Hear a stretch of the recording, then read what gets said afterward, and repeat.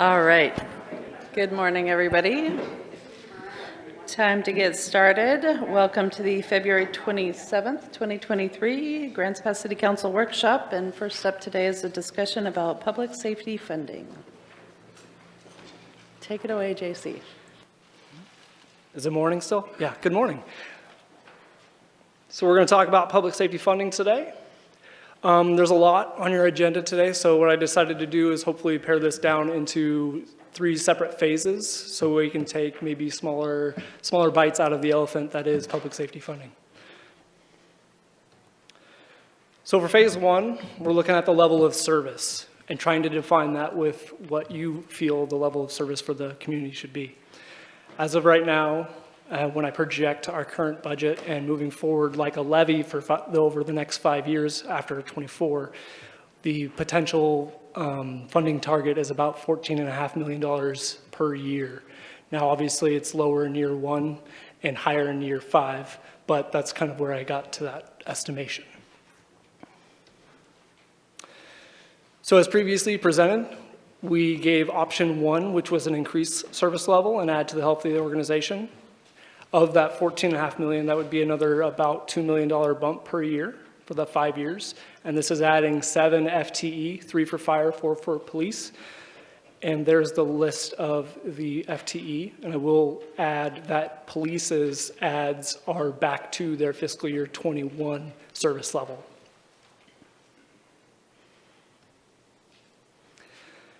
Option 2 would be maintaining our current service level and adding some stability to the organization. Obviously, the $14.5 million is there.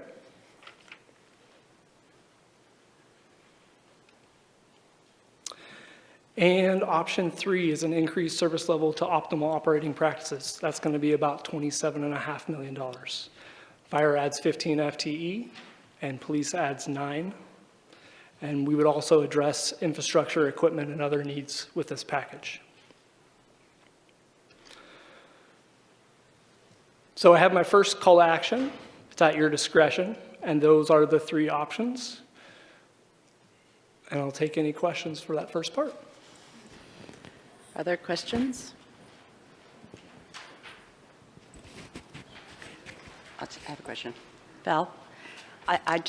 You're going really, really fast, and my brain's not quite going as fast as yours is. So I just kind of want to review and make sure that I understand what you said. So you're telling me that option 1 is basically increased service levels.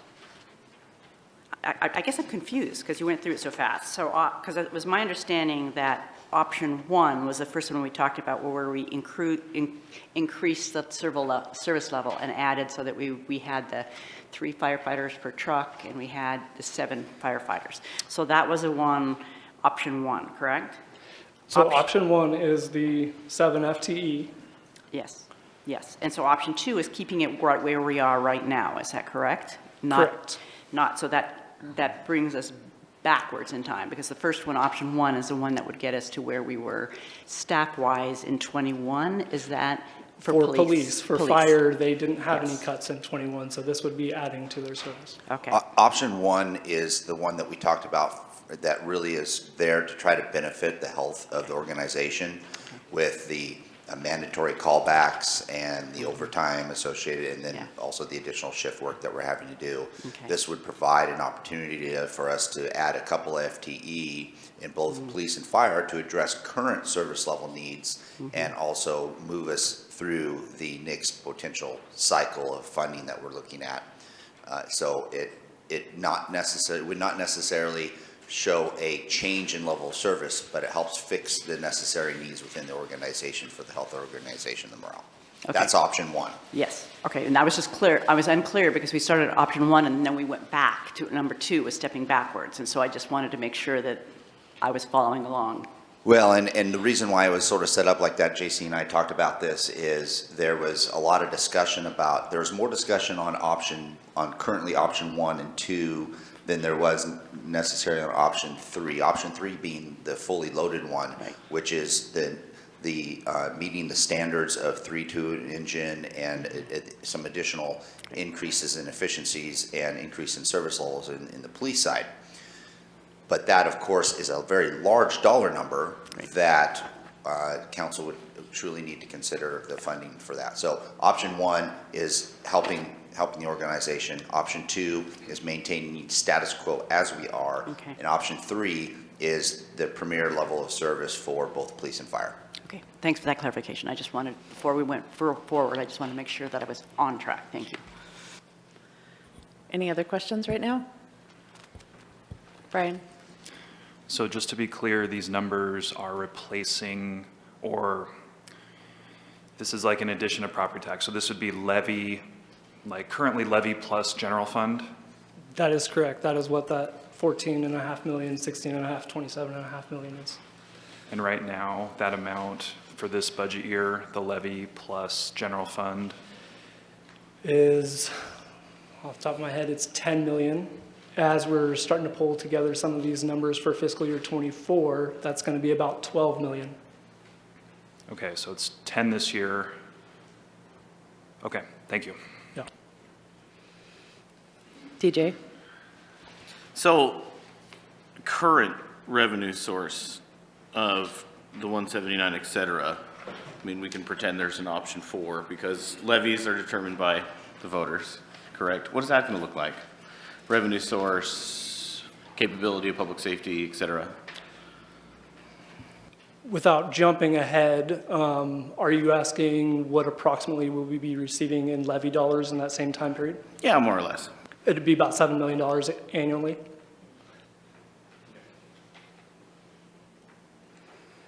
Other questions?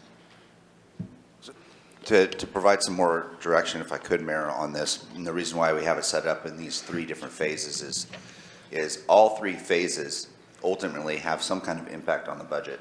The majority of them are increasing revenues associated with cost of service levels. What we want to try and do is focus, for the efficiency of council and staff time, try to focus our discussions on what your desired level of service is for the community and for the organization. Any of those options are going to require difficult decision-making on council on new revenue streams or reduction in services to some degree on some of these in the future. So what we're looking for is if your goal is to say do 3-to-1 engine and the optimal level of service, providing for opportunity and growth for the future to meet standards in the industries, then we would be looking at option 3. If you're wanting to address from a level of service standpoint, health of the organization and maintain a little bit of room for us to grow in the future, option 1 would be the one that we would look at, and we could move forward to the matching revenues associated with each one of those options and focus our discussion on those items is ultimately where we'd like to go. One of the things we've had is we've done a number of different workshops on public safety funding, and we've gone and we've talked about level of service, when we've talked in great detail about funding options and what those funding mechanisms look like, and each time we have sort of stalled out from a standpoint of direction. And so what we're trying to do is take little baby steps and bites of each one of these issues. Service level is the number one, because then we know what kind of revenue we're looking for. The next item is, and we've got it in phase 2, is the levy. The levy has historically been a large funding mechanism for public safety. We've talked about the pros and cons of the levy, and this is one of the reasons why we're having this discussion today also is the levy is becoming increasingly inefficient at the $1.79 to ineffective, at the $1.79 to continue to maintain the level of services we have. Plus, with the challenges of the levy, we talked about reducing or eliminating the need for the levy. That in itself, we would need direction from council because it constitutes at least 25+% of the total funding mechanism for public safety. We sort of need direction on you on whether or not you're wanting to maintain a levy in some form or fashion. And then we could look at other funding mechanisms besides the levy. So that's why we have this broken down into phase 1, 2, and 3. So we can sort of start to take those steps and get focused on, okay, we're going to be looking in this realm of service level and funding, and we still aren't moving forward with $0 to $22 million, and how are we going to maintain that focus on discussion and making decisions in the future. To kind of add on to what Aaron just said, it's hopefully giving us a guidance to shrink the target. The target is so big right now, we don't know where we're shooting.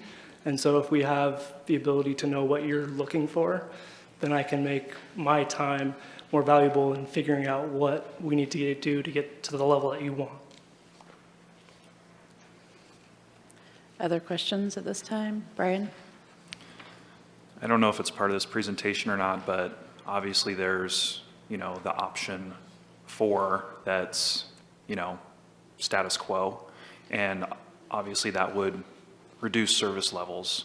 I don't necessarily know what that would look like, and I don't know that anyone up here wants that option, but I think knowing what that reduction would look like might help to, at least for me, kind of, you know, spur me to action. So generically speaking, it's going to be about a $2 million decrease, and that's going to be looked out $2 million the first time, and then as you keep growing, costs keep going up. They're not going up at the pace of the revenues that we have, so we would be doing annual shrinkage. So would it be a compounding $2 million? Not a compounding 2 million, 2 million, 2 million. I guess we would make a service level reduction in about 2 million after this next budget year. With potential service reductions throughout, let's say you continue to do a levy at some form or fashion, but no additional revenue, and that's what we were going to stick with, you'd be looking at a $2 million reduction in the first year with potentially tapering down over the term of it being 3 or 5 years of the levy, which it may be. And we would, as you know, we went through a $2 million exercise where you identified a little over $1.8 million in service cuts without really affecting FTE. And you know, those of you that remember that exercise, we cut everything we could except for personnel. So any reductions from here on out is going to basically be, I think, an FTE reduction in personnel, which then would be service level reductions in time of service and types of service responding to, that kind of thing.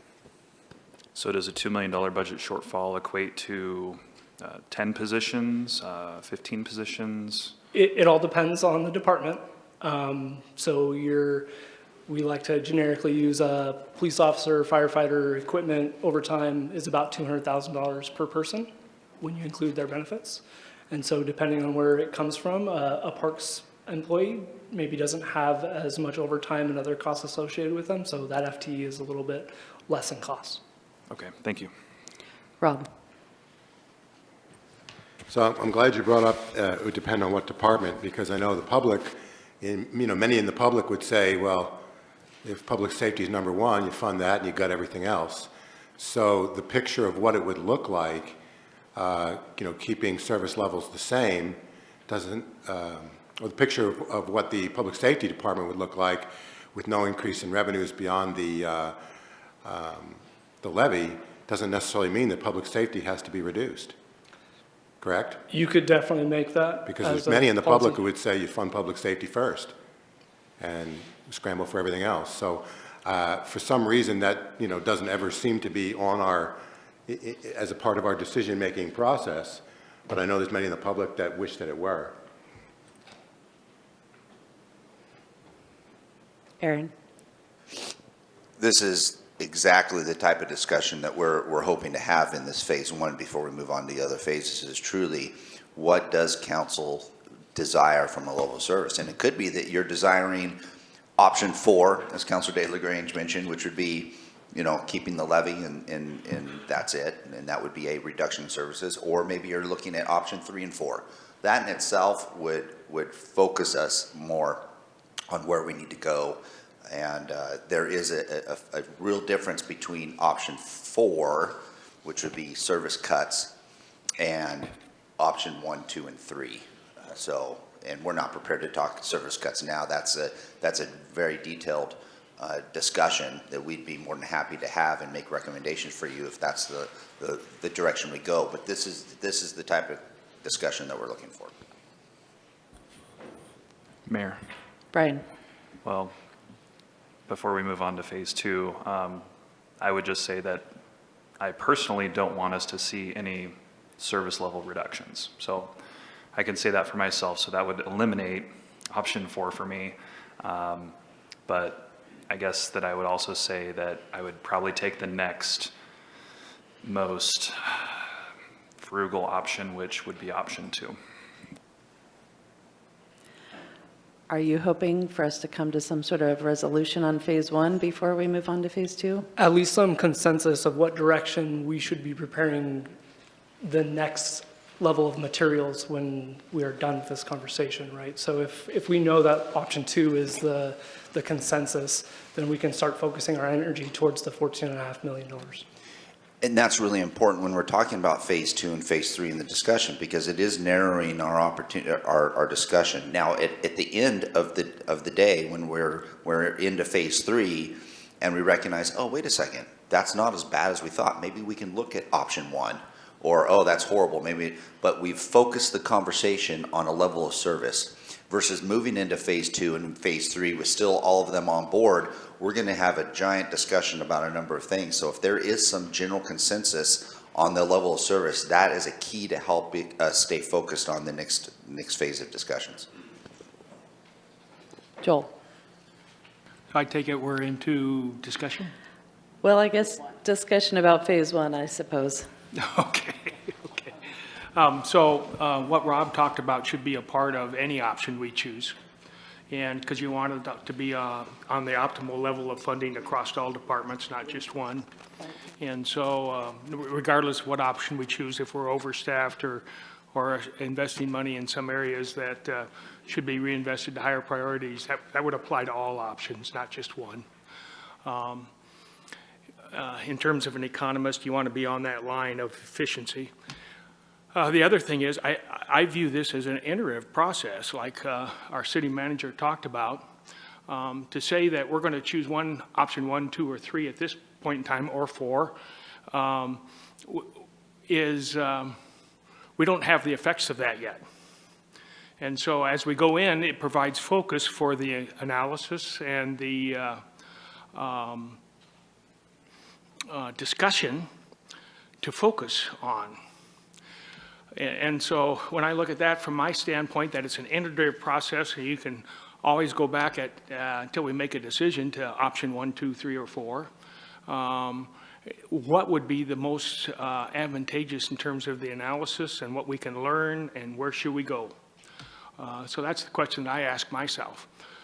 And as I look at that, I look at we're a growing city. I look at the inventory of housing that we've had and the gains that we've made over the last 10 years and projected to occur into the future. And I see a static public resource. Now, if you got one, it's kind of like the physical prowess of my grandkids versus me. They keep going up, and I stay the same or go down. And at some point in time, we cross, and they beat me in basketball, okay, which is okay. That's okay. But when you're talking about a public service for a city, and it's going like this, and the needs going like that, or in option 4, it'd be going like this, and the needs going like that. So I think, in terms of an iterative process, to learn from it and not to make a decision at this point in time, but to provide focus, that I would go with option 1 and see what the effects are. And if they are too expensive, or if we don't find those efficiencies, Rob, in other areas that are socially acceptable, then we go back to option 2. But we won't know that unless we focus that now. So that's where I'm at just from an analyst perspective. Dwayne? Can you hear me? Yes. I just give you my 2 cents here is what we have, the status quo is just not acceptable for me for the growth that we've had over the years. And I don't think we can maintain what we've been doing for the last, and also just keep pushing this down the road for the next council, mayor, whoever's working here. I don't know if I'll still be on the council at that time, but I don't think that's acceptable. I think we should, at the minimum, do it option 1. I would love option 3. and maintaining status quo is, I just don't think healthy for the city. We need to strive for more, and that's a tough call. I would also have a question though. I want to know how much revenue increase off the $1.79 have you had in the past 10 years?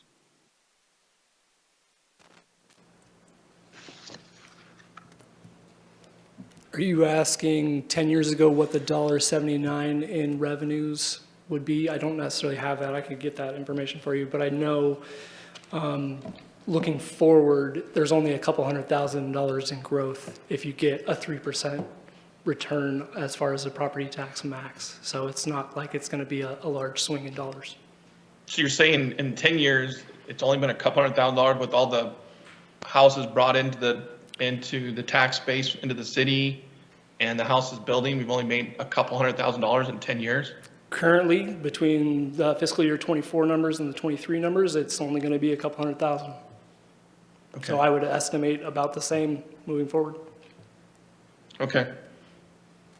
So I think So that's, yeah, go ahead. oh, I was just going to say, I think that you're saying it's a couple $100,000 per year, not for the whole 10-year period. That is correct. Okay. So we're looking at an extra $1 million in 10 years we brought in? If that's how you want to view it, yes. But the expenditures are going to increase way faster than that. Okay. Aaron. To give you, Counselor, to answer your question, back in 2013, we collected $4.3 million out of the $1.79 levy, $4.3 million. Now, today, I think the number is 6.2 or 6.8 or something like that. About 6.5. 6.5. So in the 10-year period, it's gone from 4.3 million to 6.5. Okay. And then that, okay. I'm just trying to get the basis of how much our costs have gone up since in the last 10 years, because people have asked me that in the public and I don't have those numbers, so I just wanted to know. But I would say I'm for option one the most, and I would love option 3.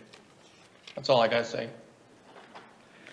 Rick. Just as a general answer to your question, in memo 009-2023 on page 4, on page 5, there's a graph of public safety expenditures versus revenues. Okay. Thank you. Rick, then Val? I'm in favor of option 1, but I would like to see how we get there and then make a decision based on that information. Thank you. Valerie?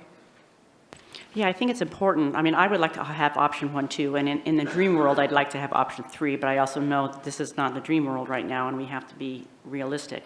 So I'd like to shoot for option 1, but I do think it's important for people to know what option 4, or if we did nothing, what would that be? I think it's kind of, I think our goal here is to have facts and numbers so we can go out to the public and start saying, okay, this is what happens if nothing happens, if we stay right where we're at. This is the service level that you would have.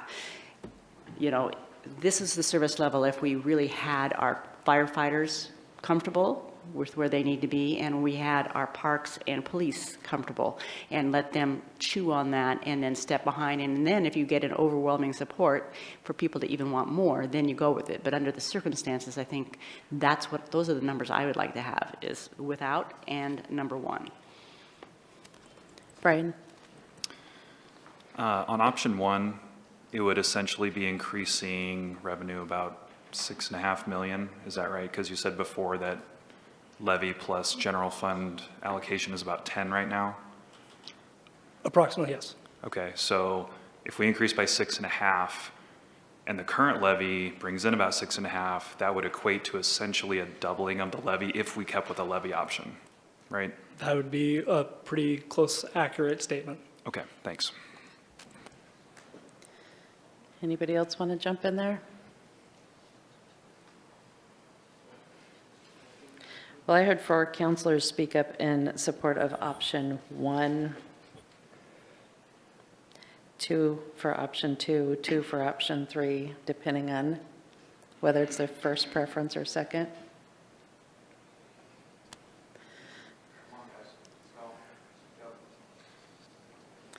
Rob? Yeah, I'm interested in finding out more about what option one would look like. The one, it's not a caveat, but the one thing that I would consider is that any increase that we do with any promised increase of service levels, of course, the public is going to hold public safety director accountable. It's going to want to know why things aren't perfect. It's going to hold the city council accountable. Boy, you guys increased it. You promised more service. We still have all the homeless in the parks. So we're going to hear all that for sure after we do an increase. And it's just something to consider. Quite frankly, the chief will be on the hot seat. The council will be on the hot seat.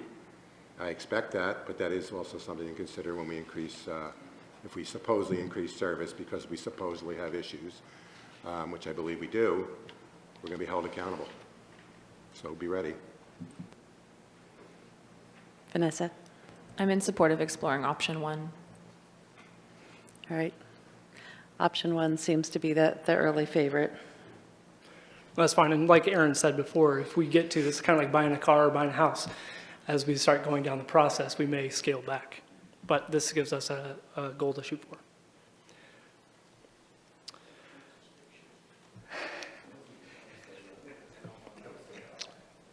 And so that'll bring us into phase 2, and what we would like to do with the public safety levy is the question.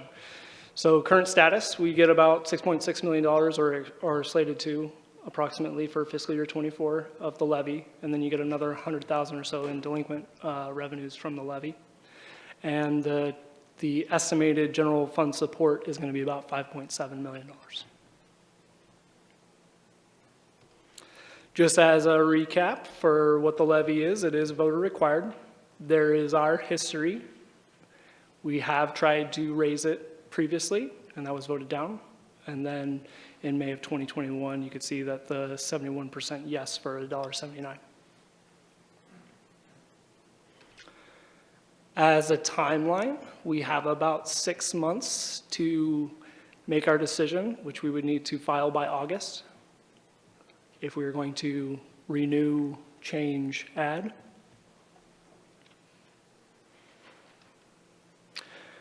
A question was brought up about what if we did 2 levies. I know that's probably counterintuitive to where this conversation started, but as an estimation, you can see what those levy rates would need to be for each one of those departments, and in total about $3.76, which that would actually take us over the $10 maximum by Measure 5 and 50 for our taxing district, so that's not even possible.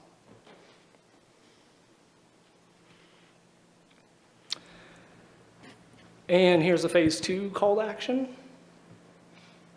Your options here are potentially reducing or eliminating the use of a levy, resubmitting the levy at $1.79, or increase the amount submitted for the levy.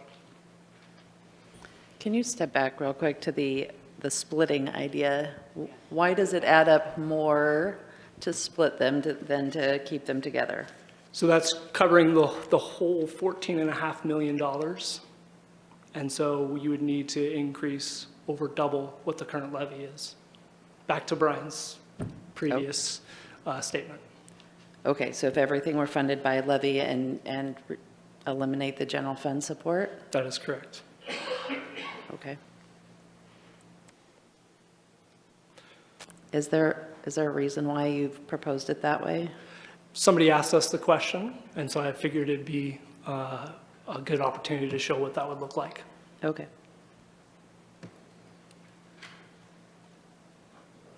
Rob?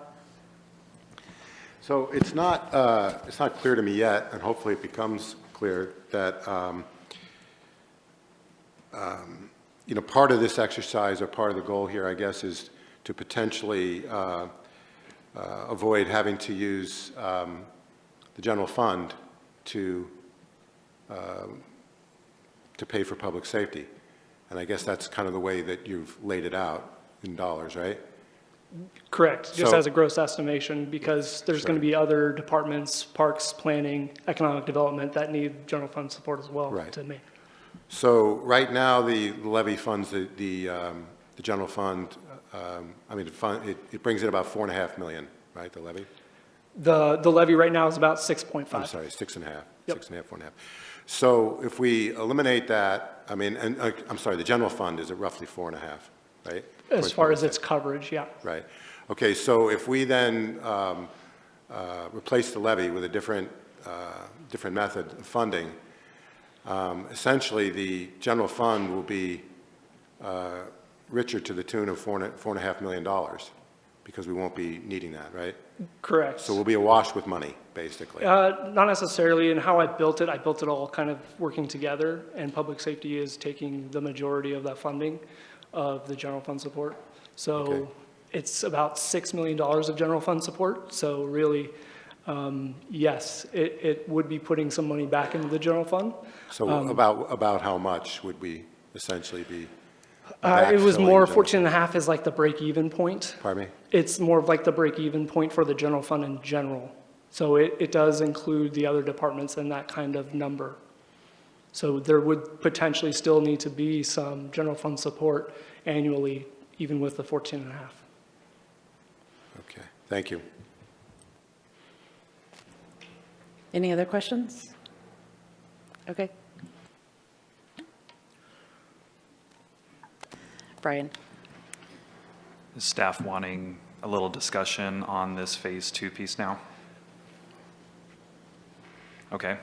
I personally think the levy has been a very stable option for funding for services over the past 20, 25 plus years. I know that I'm probably in the minority there, but the public is comfortable with the levy. The public has always renewed the levy. There has never been a lapse in the levy, so I see it as being a stable funding source and something that the public is comfortable with. So I personally wouldn't want to take the levy off the table or reduce the levy, because I see that as a very stable source of funding for the city, even though we do have to renew it occasionally.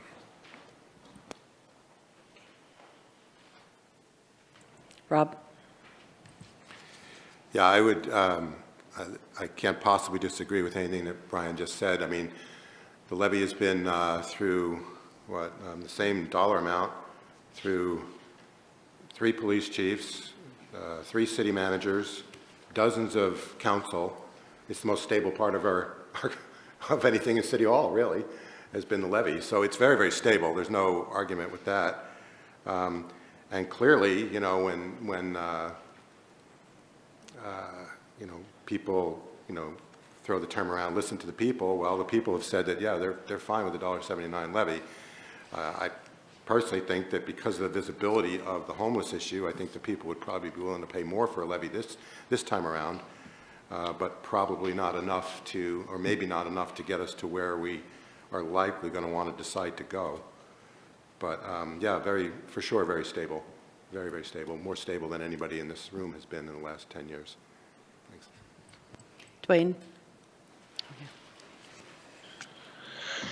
Well, I'm going to agree with Brian and Rob a little bit here, but that we need the levy. And the only reason I'm saying this is because I don't feel that raising the water rates or something like that is a viable option, especially with this unknown of how much it's going to cost us for this water treatment facility. And I just feel we have to go back to the levy. I don't think $1.79 is going to be enough, but I would think the levy is where we're going to have to get most of our, not most, but a lot more funds than we are getting now. So I would be more in favor of asking for more in the levy, and hopefully people will go with us. Exactly what Rob said, there's our police department's being strained, and they're just not able to keep everything where we need it to be. And I'm sure that the fire department would love to be more, know where their money's coming from too. So I think we have to go to levy and then decide how much of the general funds we're going to use. Valerie? Well, I'm torn because I know that the levy has been stable and I know it has been there, but I also know that the issues, because I've been out there in the last several levies trying to talk about it, and part of the reason that we have problems with the levy is retention and recruiting of both fire and police. I personally do not want my job and would not like my job. And I actually, as a school teacher, I guess for a while there was my job was like that. It depended upon whether the levy flew or the levy didn't. And I worked in Rogue River, and guess what? I moved to Grants Pass to teach because they were more stable. And I don't believe anybody in a position, firefighter, police, for wanting to go somewhere else to live where there's more stable funding. So personally, I think we need to look outside of the box still and have conversation. I know the county is in the same position we are for law enforcement.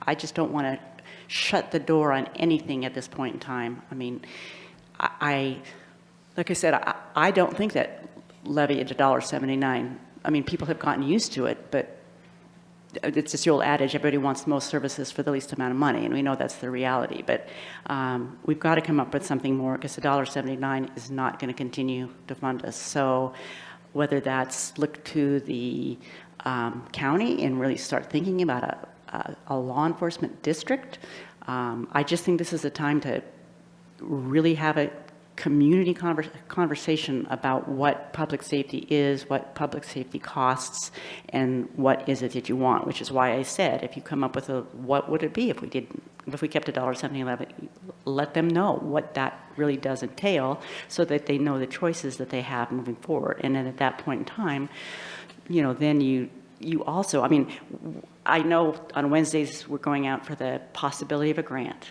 for the firefighters, for 3 more firefighters. I know we're written for the brick grant because we're going out for a grant for the water treatment plant.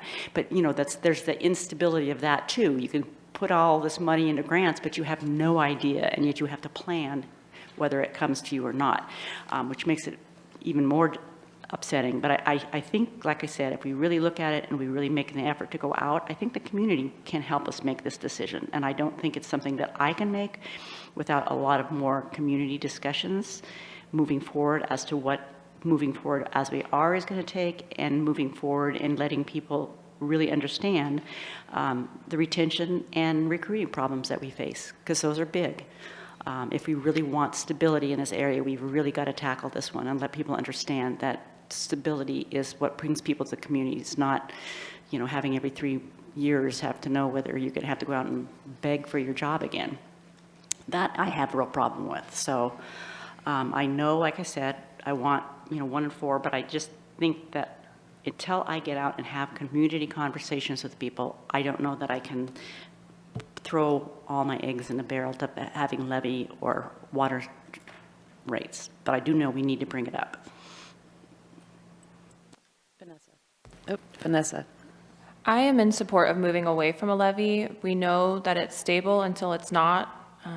It's vulnerable to public backlash from unrelated issues. We've heard time and time again that retention and recruitment suffers under a levy system.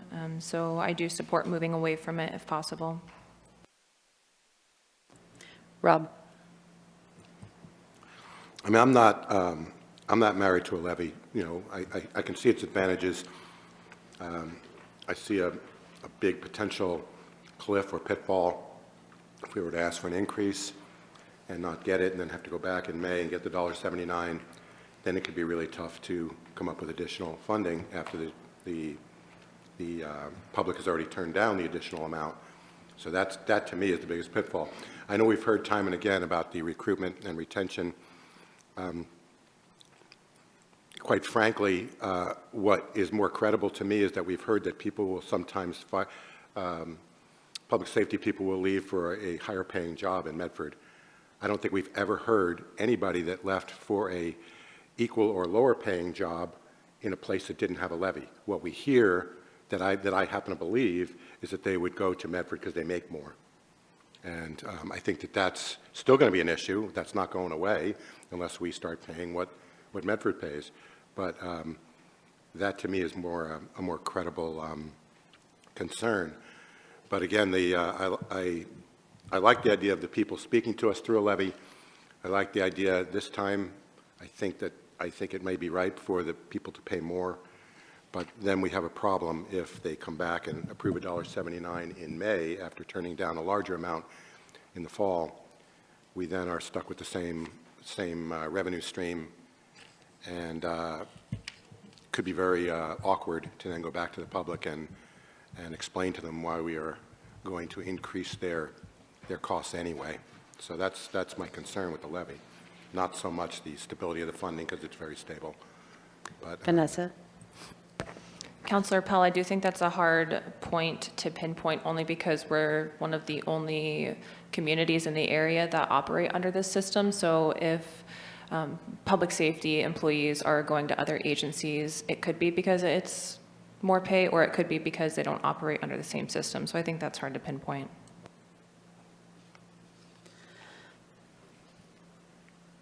Any additional thoughts on this topic? Joel?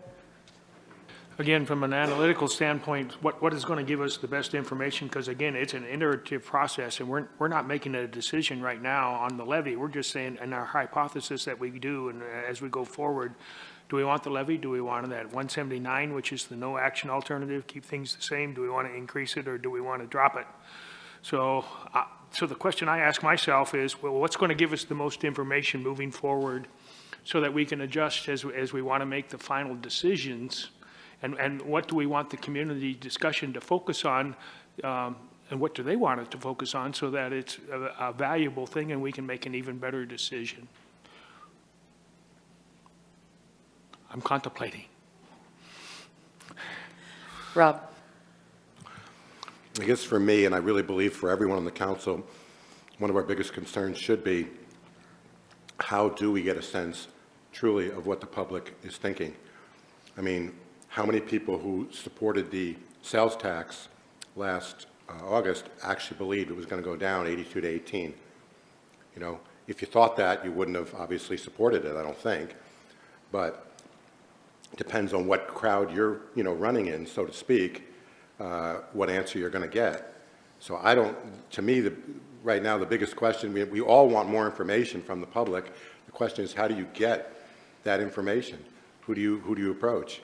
Because again, we've had, whether it was 82% or 78% the last time a sales tax was tried, nobody really believed it was going to go down that hard. Well, some did, but the people who were supporting it certainly didn't.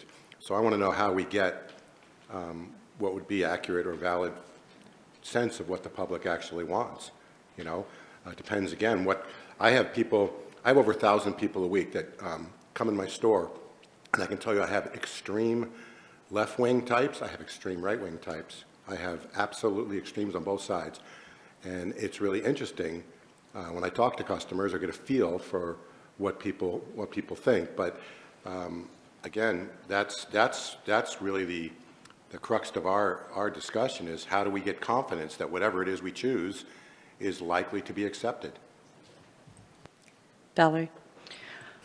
And that is a good question, because how do you? But until you go out there and try it, you'll never know. I mean, I think really as a counselor, you are a salesperson, so you have to be on board, and that's the importance. I think part of my frustration with the sales tax was the fact that as a council, we weren't united behind what we were doing. So once you're not united behind it, it's hard to go out and sell something if you know that there are other people that aren't in support. And so I think that's why it's really important for us as a council to really go out and talk to our people like you do. I have all along, I mean, we know we're reaching out to the Chamber of Commerce. We do know organizations that have come along and said, let us help, give us the facts so we can sit down and talk to you about it. And I just think that's what we need to do. We need to get out there and say, this is the information, this is where we are, and this is where we're going. So get them to out there and sell as well. So that's why I think at this point in time, you get that information, you go out to as many community organizations as you possibly can, tell them the reality of it, get their input so that you feel stronger in how whether you're going to have the support. And then it's just like anything. One person tells another and it just kind of goes. But I think that with the facts in hand, with that information, it is up to us to go to the people and ask their opinion and come up with a consensus that we think that we can sell to the community. Joel? So at this stage of the analysis, knowing that it's iterative, I got two different ways, and I'm not sure it makes any difference which way we go, because we're going to be asking those questions all the way through. Like, do we really want to depend on a levy, or do we want to increase the levy, or whatever? So the two options that come to my mind first are, in terms of how we move forth with a hypothesis at this point in time that the levy be at $1.89, and we learn whether the public can support, would support that or not as we move forward. Or the other one is, in terms of what Vanessa was saying, you get rid of the levy altogether, and your hypothesis is to fund it through other means without the levy, and see what the reaction is that way. Every change produces a conflict, and and it doesn't mean, it could be a very positive change. I mean, families break up because they inherit $1 million because of the conflict associated with that positive change. So I was thinking, given that, the conflicts within our community, we have several, and several of them remain unresolved that take a lot of energy. So maybe the hypothesis here involves the least amount of change, which would be a $1.89 levy going forth, see what that looks like. And then in the iterative process, if there's, if we see, we need to ask that question, do you really want to fund it with a levy or not? And we learn whether the $1.89 levy was acceptable or not, hopefully during our public involvement process, or if we need to fund it through other means. Rob? So is each 10 cents on the levy is worth about 350,000, is that right? I was about to chime in Roughly. on that. So 27 cents is about $1 million. And so 10 cents. 27 cents is $1 million? Yes. Oh, okay. And so 10 cents would be like you're getting Right. close to the Okay. 350,000. Not very much. Not Thank very you. much. So when I'm, in my mind, just to let the council know, in my mind, when I'm thinking of, if we had to go out for an increased levy, I mean, it never entered my mind to go for 189 because it wouldn't do very much. The question is if we, depending on what level of service we're looking to get, I mean, we're looking at a levy of, I don't know, probably at least 219 or whatever. But, and that's, what I'm thinking of if I was going to go out for an increased levy.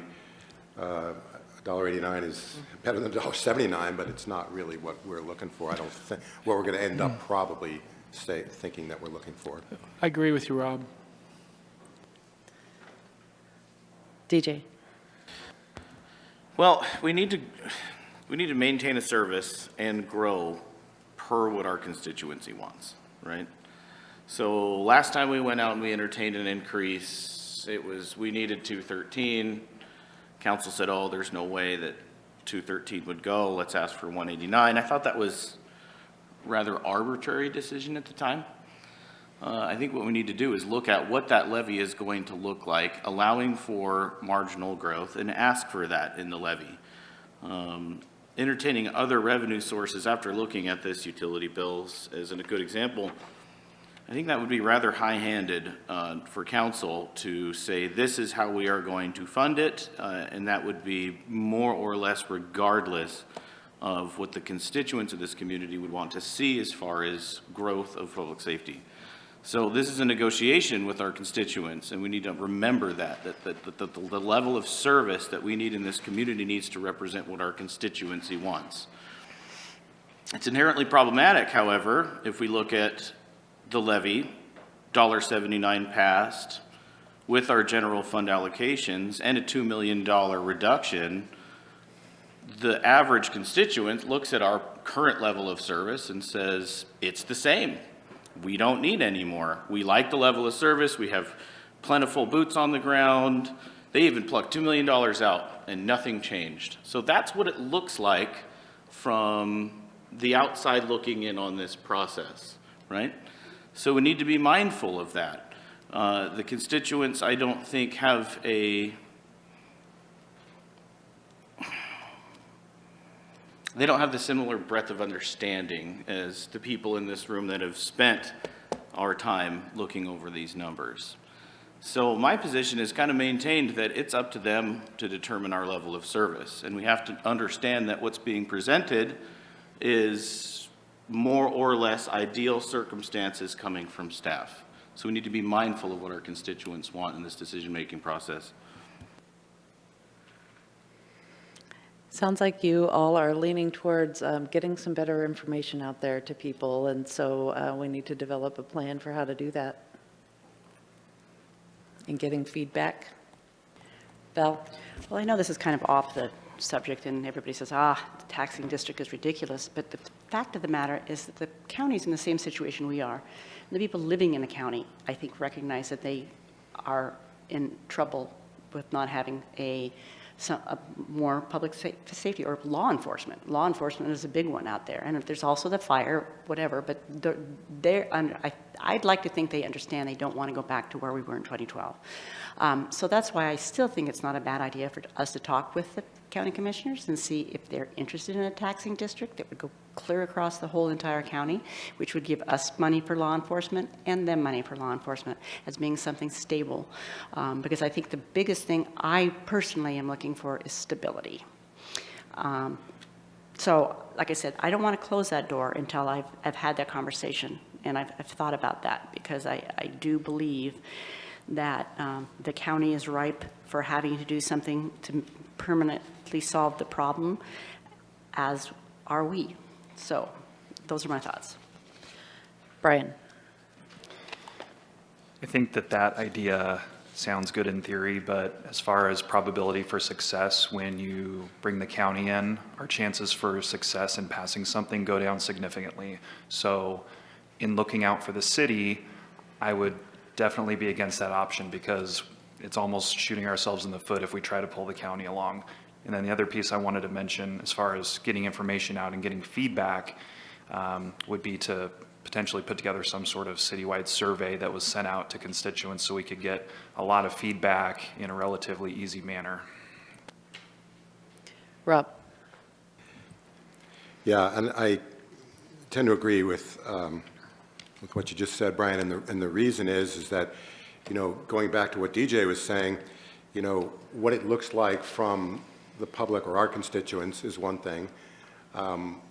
Us trying to get feedback from our constituents is a giant challenge that hopefully we'll be able to, successfully navigate. When Valerie says to talk to the county commissioners, getting back to what DJ said, it almost doesn't matter what the county commissioners think, it's what do the people in the county think. We can barely figure out what the people in the city think, let alone people who may or may not even have cell service in God knows where in the county. So that's, it's a bold ambition, but I just don't see that based on their past voting history, the people in the county are likely to increase their cost by much, even though many of them might want, decent public safety. I think that is a way bigger can of worms than we can possibly have. We can barely handle our own can of worms. Joel? So I was just starting to refocus back on the question at hand, which was in terms of moving forward with the analysis in ours, what role does the levy play? Is it zero and we get it from other sources? Is it $1.79 with no change? Is it at the level 2 funding, or what was it, option 1 funding that we talked about, and what the levy would have to be to support that? So I would just like to focus on that, and I'm not sure what the answer is, but we need to. It's an iterative process. We're not making a decision on it today. All we're doing is moving forward and seeing what that's going to do to us. What would it do to us? Aaron? Yeah, I think that's a great focus point, is what is council's comfort level with the levy in general, and that's really where we are with phase 2. And it could be that you're like, yeah, we need to at least resubmit the levy at the current $1.79. It may have an increase, but that can be determined by our future discussion in phase 3, where we're looking at, oh geez, if we're going to do these 2 additional revenue streams, if we could just reduce those a little bit and increase the levy a little bit, then that makes the puzzle come together well. But the first thing we would need to determine is there a general consensus that the levy is a funding mechanism for the city to consider moving forward, or should we be looking at reducing or eliminating? Joel? So if I understand you right, the levy goes on the ballot, and we have to make a decision on that in a timely manner.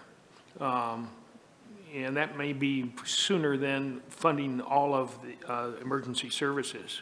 And so as we go forth with that, and then it would be an iterative process from there on out. We could always reduce it after the levy passed, though people probably don't believe that we would do that, but we could do that. And, or we could, next time the levy comes around, we could propose an increased levy depending on the public feedback. But we need to make that assessment and focus on that right now. All right, well, I've heard Brian, Rob, Dwayne, and Val with some hesitation speaking up in support of continuing the levy. Rob? I touched on it before, but the problem that I have with the levy is not its stability. The problem I have is the optics, and it goes back to a little bit of what DJ was touching on, meaning that if the people pass $1.79 levy, and then or even as part of our plan all along, or we then decide later that we need to add fees because we want more revenue than that, then it looks like we weren't really being very straightforward with the public if we get them to pass a levy and then we add fees. If we ask them to pass a levy that might be more realistic as far as funding amounts go, if we ask them to pass the levy at $2.19 or whatever, and it fails, and we go back to $1.79 in May, we're in the same situation that at that point, how would we then increase funding? And I'm not trying to, be a contrarian or anything like that, but I'm just saying, practically speaking, from the public's perspective, we want this thing to work from their perspective as well. And it's pretty clear that we're going to need more money than the $1.79. I think we're going to agree to that. This council's probably going to agree to that. The question is, how do we get it? And if we ask for a larger levy and it fails, the public has spoken on that larger amount. So really, we're between a rock and a hard place. There's no maybe about that. So I don't know the answer to that either, but I think we need to consider what it looks like if a larger amount fails. I think we need to think about what it looks like if we just go for $1.79. It would appear as if, from the public's perspective, well, the council said that's all they needed. So I'm not really sure where we go from here, and somebody smarter than me needs to come up with some suggestions, quite frankly. DJ, then Val? Sure, you can add me to the list of the other four that are sort of kind of into the levy. I don't know how you said it, but it was funny. Yeah, I think reliance on the levy is a reality at this point. I'd like to mirror what Rob was saying, that, we asked for 213 or whatever number it is. That was an imaginary number, by the way. And they say no, and then they back off, and then we go out for it anyway. That's a can of worms that I don't want to open. You guys did not approve expense for maintenance of service or increase or otherwise. Well, we're going to pluck it out of payroll taxes and utilities because this is what council wants. But I'm at this point in time, as far as phase 2 goes, I'd advocate for a levy, and I'd advocate for an earnest process about what it's going to look like 3 to 5 years of current maintenance of service with marginal growth, as we determined more or less in phase 1. And what does that number look like? I think that we need to get there from here. Then whatever number it is that we come up with, we really need to say, okay, this is the number that we need to now negotiate with our constituency, rather than what do we feel that they are going to approve. We can say they're not going to approve 5, but hey, what if that is 213 and they will approve it?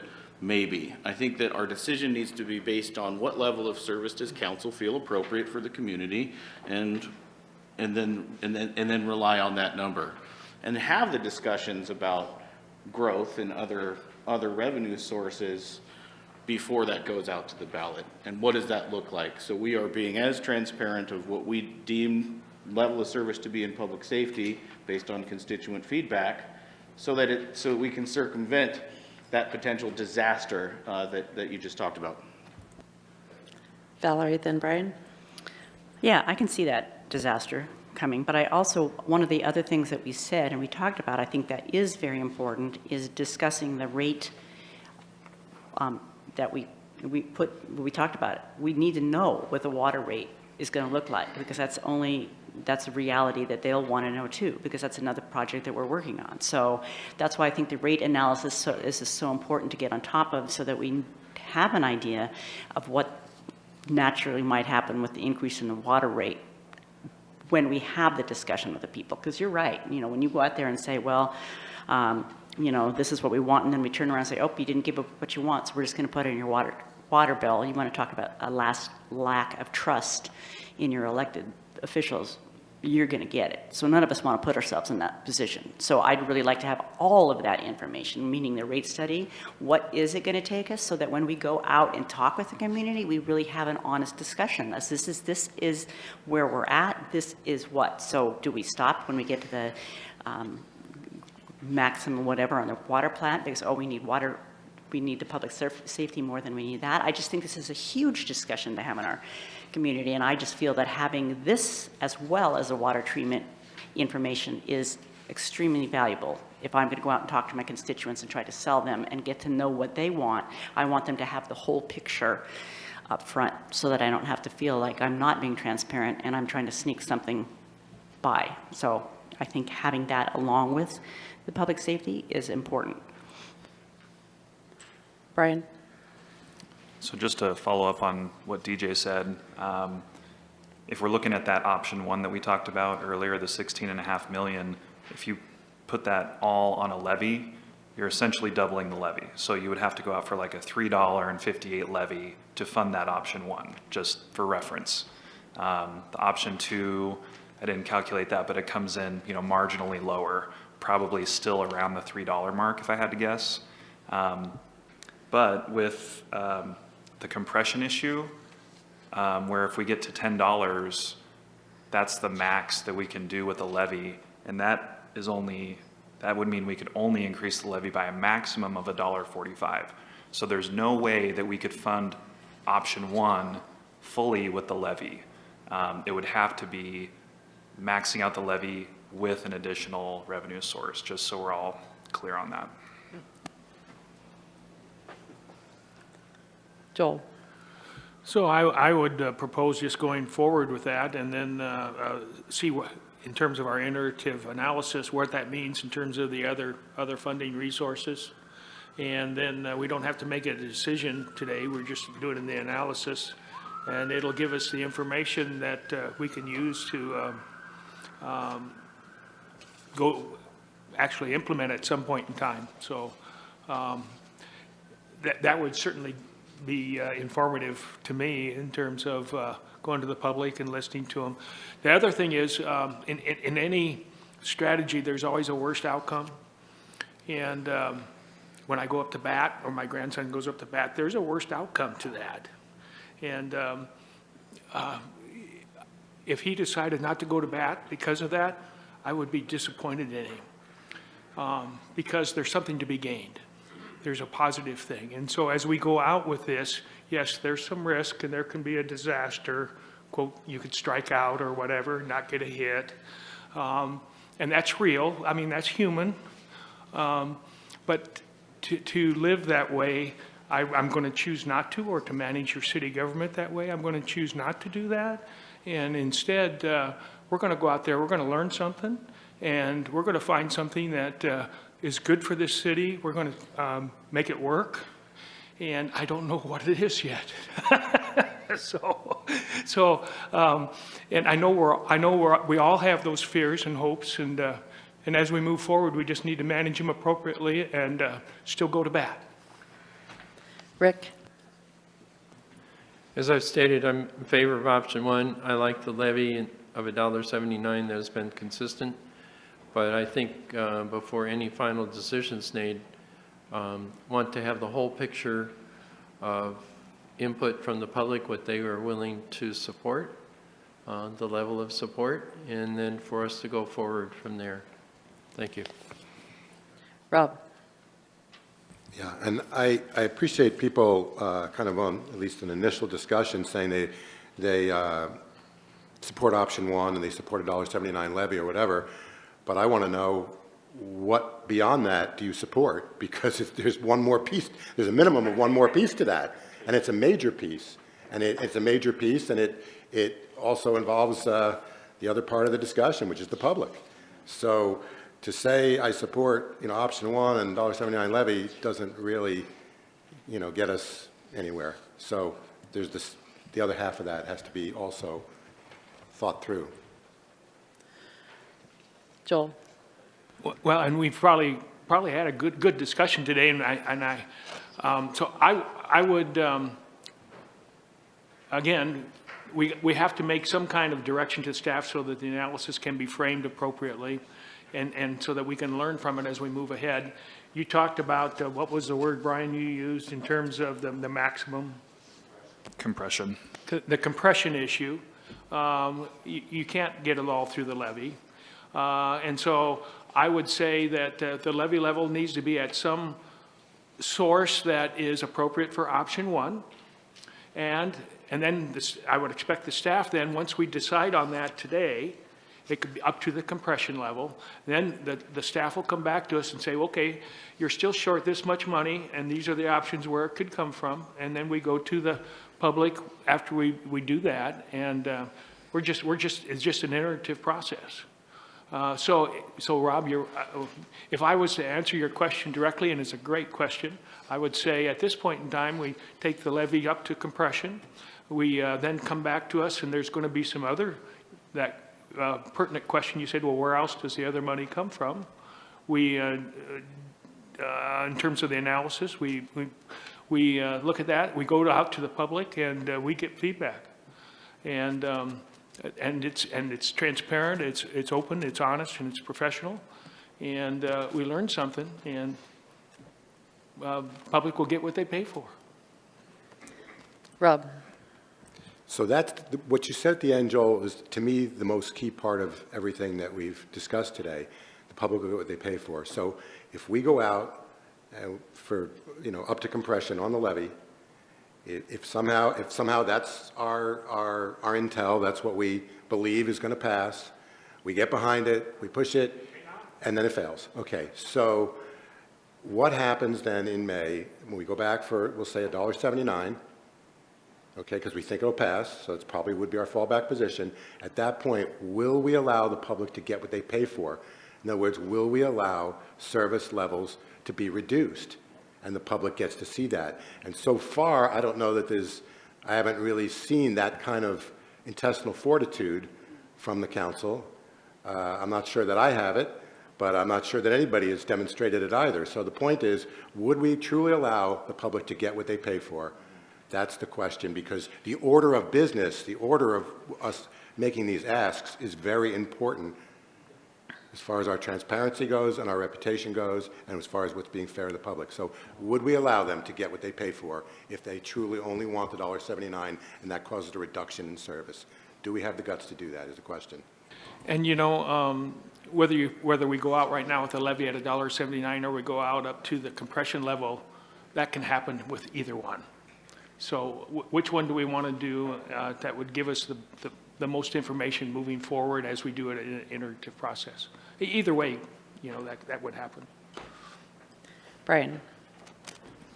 Yeah, I just wanted to kind of touch on the point that if you look at the levy rate history, it started back in 2000, it was 85 cents, and then it went to 89 cents. And then it had a decent jump to $1.49, and then it jumped to $1.79. So, those are all fairly incremental increases. And right now, we're talking about an increase that would take it to $3.24. So I personally don't think that has a snowball's chance in heck of passing. So I don't know that we want to assume that it would. There was a little bit of talk up here like that might be an option, and I really don't think that is an option. I would agree with you. So I just wanted to point that out. DJ? Yeah, I just wanted to participate in the conversation that Rob was having. I think that is just a fantastic point.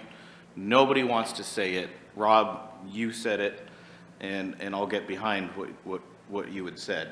Part of this negotiation is, will the service reflect what the community is willing to pay for?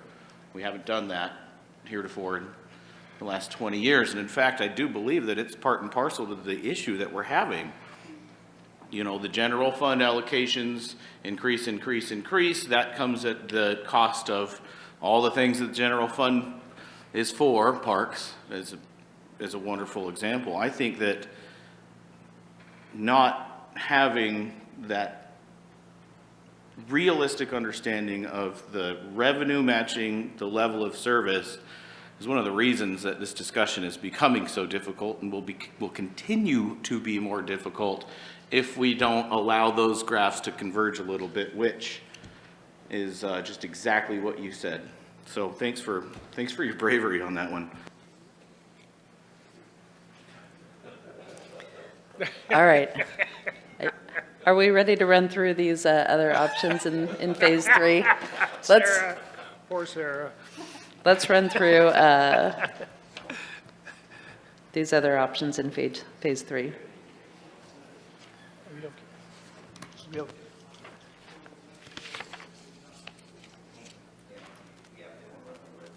Okay.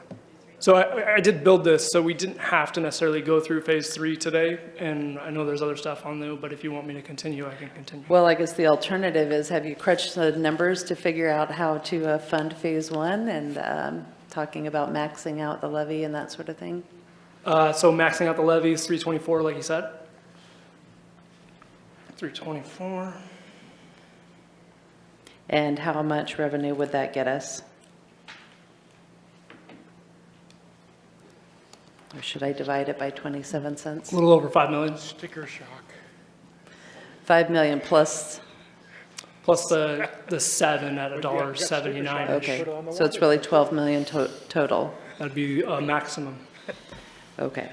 Rough estimate just off the napkin right here. And then we're currently we're paying for public safety with $4.5 million of general funds. So if we continued to do that, we would hit our 16.5 million. We don't have enough general fund resources to continually do that. General fund resources are going down because other areas are growing. Is that okay? Okay, well, having heard that, I think we need to go through phase 3. So this is going to be a lot of repeat information from previous. There's a list of funding options, low levy being one of them, a service district, sales tax, payroll tax, utility fee, and franchise fees. Again, there's the local option levy, and I won't go through all of this, but you can see the history, and it is voter required. So the pros, it's been a consistent voter-approved $1.79 since 2010, and we're currently receiving over $6 million in resources for public safety. The drawbacks or cons, obviously, is temporary in practices that can have a maximum of 5 years, and we're subject to future property tax compression first.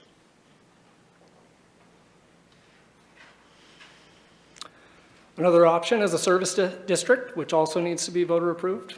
We tried that in 2019, and we got a resounding no. The pros, obviously, it establishes a permanent property tax base, and the cons are garnering voter support for a new district, and then you're limited by the same property tax growth. Payroll tax is not voter required, or sorry, sales tax is not voter required. We do have recent history with the sales tax, going in with a 3% countywide, and you can see the resounding no that we got from that.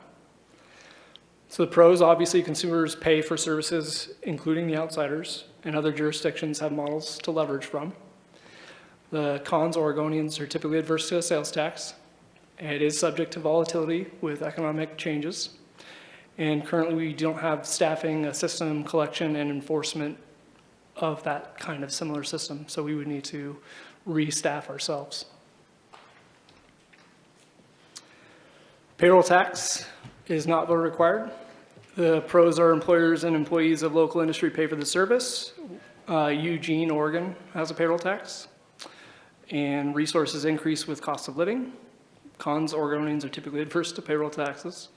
It is subject to the same volatility. And currently, again, we don't have a staffing or a system in place to receive those revenues.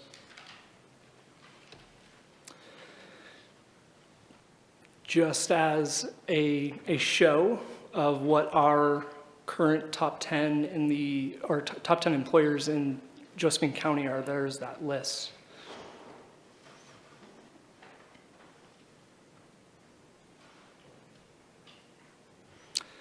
A utility fee is not voter required.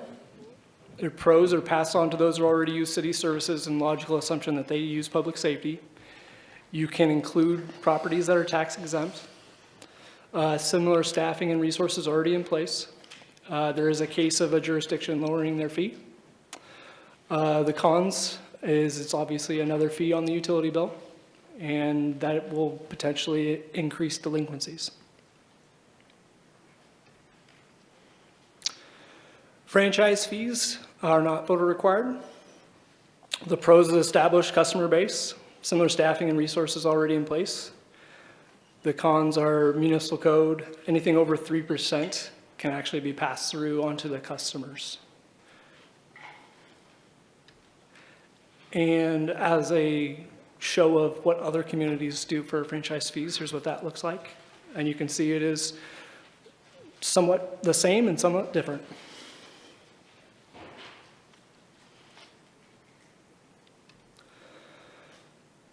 And then that would be phase 3. And then there would be the potential to provide staff with direction as to which funding options to pursue or information to bring back.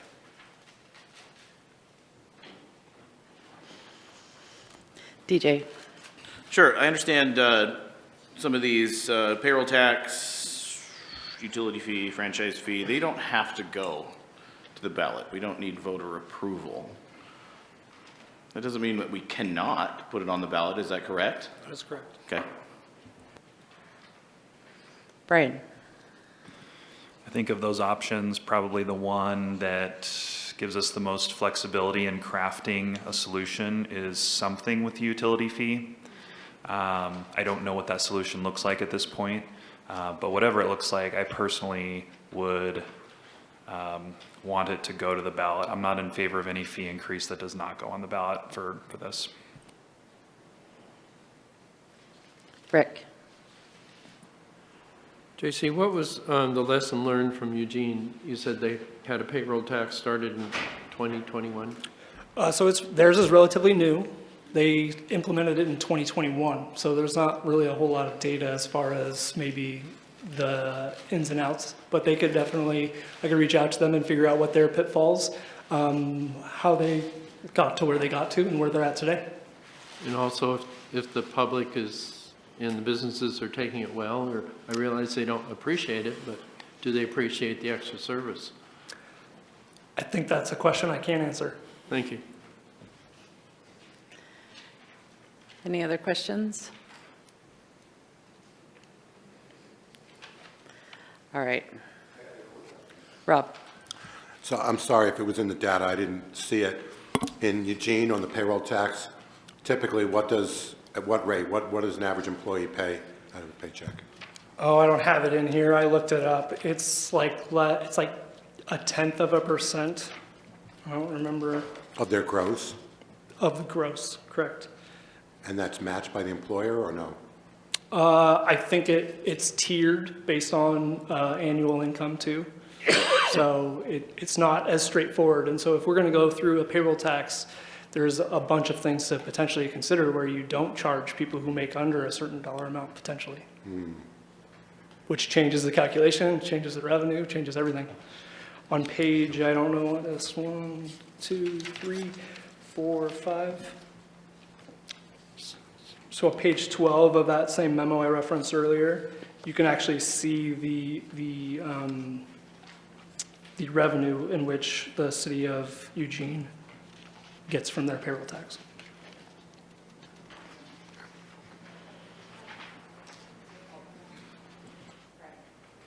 Brian. So for a payroll tax, you could essentially create some sort of like under $50,000, it doesn't kick in until it's over 50,000 or some, number that we would choose. Yeah. Okay, thank you.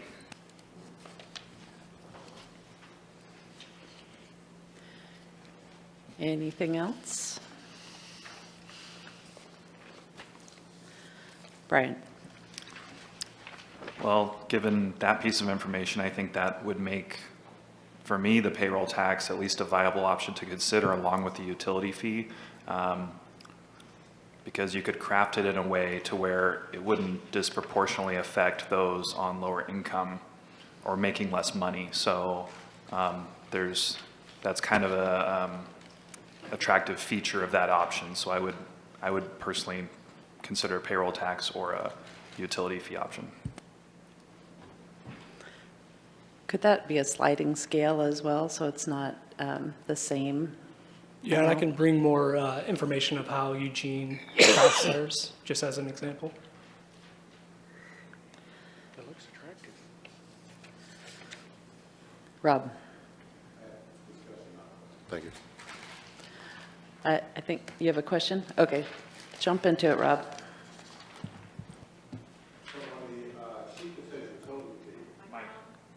Sorry.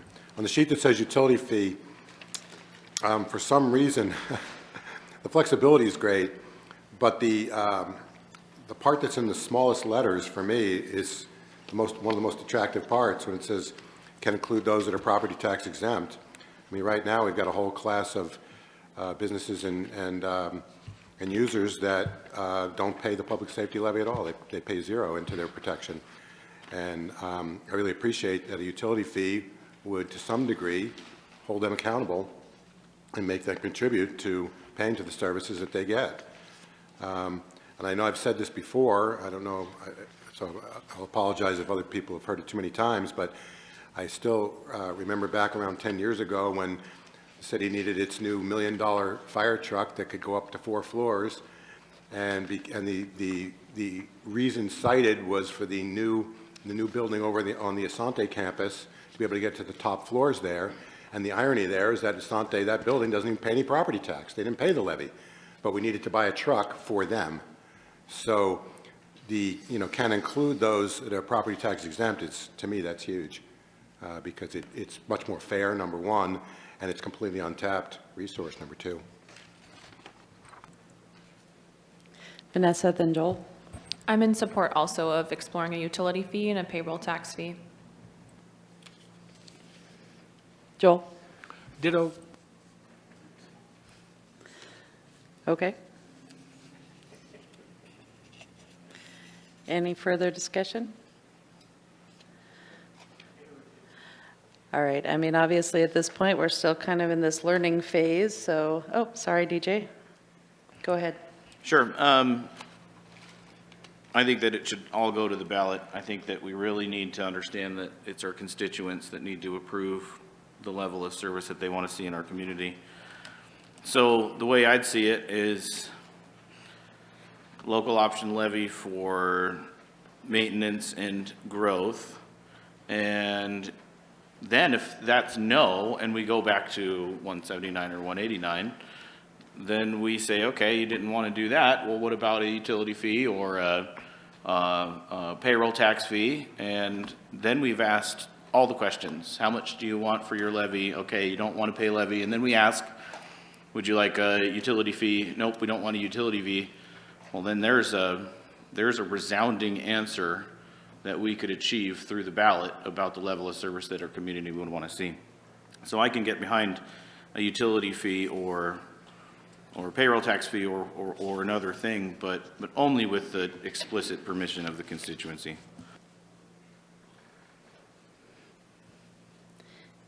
Anybody else want to jump in there? Do you have enough information, Aaron, to move forward with another workshop? Or? Yes, we do. I think we'd like to prepare for another workshop. Thank you very much for the direction that you've gotten right now from a concept perspective of phase 1 and phase 2. For phase 3, we'll have a further discussion for you, breaking out the funding mechanisms. We know what the general fund would bring in, and taking a look at a levy at least $1.79 up to the maximum compression amount, but then also looking at 2 other funding mechanisms. So you can have a 3-legged stool on that extra funding and maybe split that equally between the 3, or however you may want to look at it. We'll have those discussion items for you at the next workshop. Thank you. Anything else that council wants to ask on that subject for the next presentation? No? Okay. Let's shift up our agenda here instead of sale of city-owned property, because I think, do we have people here from committees? All right. Who wants to go first? What topic are we doing with you, Brad? Is it climate-friendly? Okay, sure.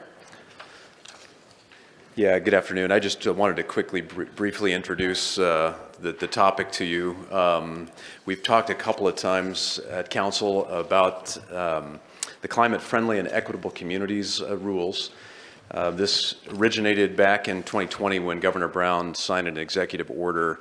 It was a pretty comprehensive executive order. It actually affected, I think, something like 15 state agencies or something like that. There's a lot to it.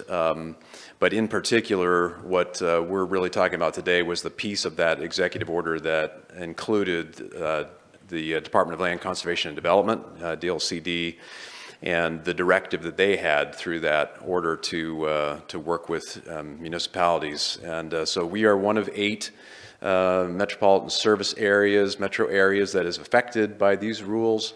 And a piece of that relates to parking. And so what we had for you today, we wanted to make sure that you heard sort of the background and the sort of the foundational aspects of what this rulemaking was about. And so we have Evan Manvel with DLCD here today. So we appreciate him coming down from Salem to join us and kind of give a little background on that. And then following him will be Mark Trinidad, our planning manager, who's going to talk a little bit about the options specific to Grants Pass. Thank you, Brad. And thank you, Council, for having me here today. It's nice to be back. I was here about 6 years ago last. As Brad mentioned, my name is Evan Manvel. I'm a climate mitigation planner at the Department of Land Conservation and Development. And really briefly, just to reiterate what Brad mentioned, we launched a program called Climate-Friendly and Equitable Communities. And we did that because Oregon has a climate problem, and the world has a climate problem. We have been experiencing extreme weather events more frequently and more extremely. People have been losing their homes, thousands of people, scores of people have died in extreme weather events. Businesses are struggling to change as the climate changes. And we kind of knew this was going to happen if we didn't take enough action. Back in 2007, the state legislature said it's the policy of the state of Oregon to reduce climate pollution by 75% by 2050. That's what the science called for to avoid massive economic disruption. And we're off track. So we kind of set that goal, and you can kind of see where we are in the transportation pollution section of that. Transportation's our largest chunk of climate pollution here in Oregon. It's about 38% of our climate pollution is from the transportation sector. So we had this vision, and right now our trends are way off track, and by 2050 we'll have 4 times as much as we aim to if we stay on the track we're headed towards. So as Brad mentioned, Governor Brown said we're off track in meeting the policy of the state of Oregon. So 16 agencies go fix this, implement your statewide transportation strategy. In 2013, the Oregon Department of Transportation worked with a bunch of partners and said, what's a model that could get us to our goal? So they did a modeling exercise in 2013, but they didn't implement all those things. And so Governor Brown said, implement all those things, and DLCD, update the transportation planning rules. Let's work to get back on track. So that's the context of this rulemaking and the program.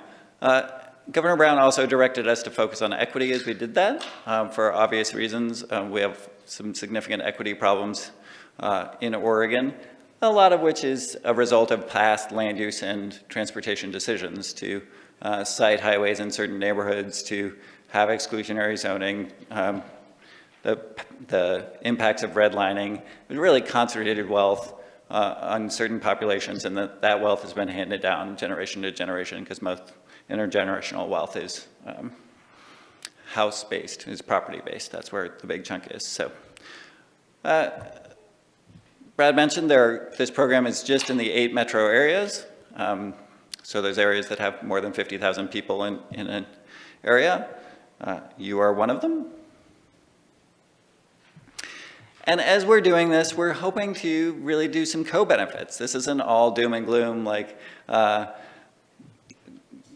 climate inequity. This is, hey, what benefits can we make sure we get while we do this program? So let's increase housing and employment options. Let's think about vibrant downtowns and centers.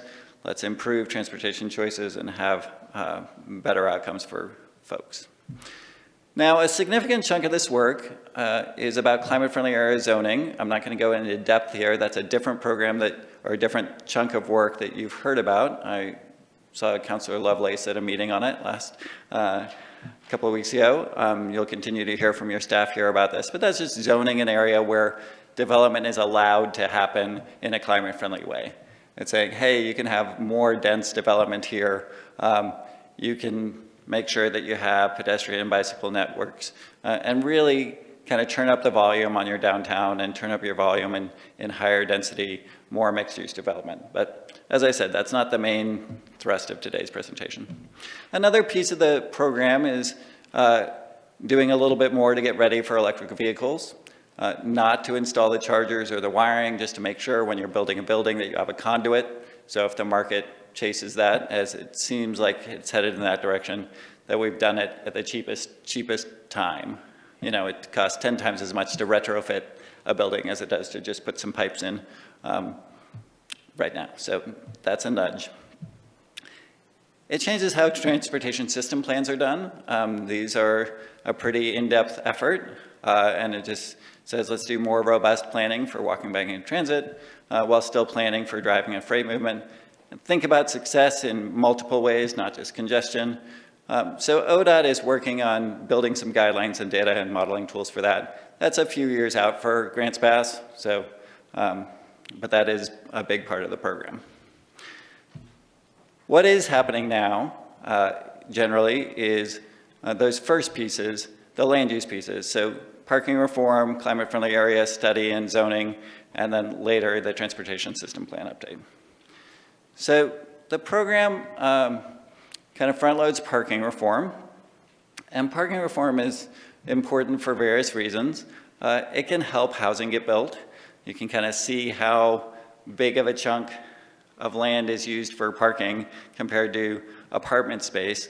It can use about half of the land in commercial areas too. So it's really a big driver and cost driver of housing, especially for small businesses, et cetera. It also, if we reform parking and manage it better, it can improve walkability and improve equity. This map up top is downtown Corvallis, but it's what a lot of downtowns look like. There's a lot of land that's used for parking. About 15% of a whole city's land is used for parking, and in downtowns it can bump up around 30%. So it's a really intense land use, and getting it right, making it more efficient, can have a lot of benefits.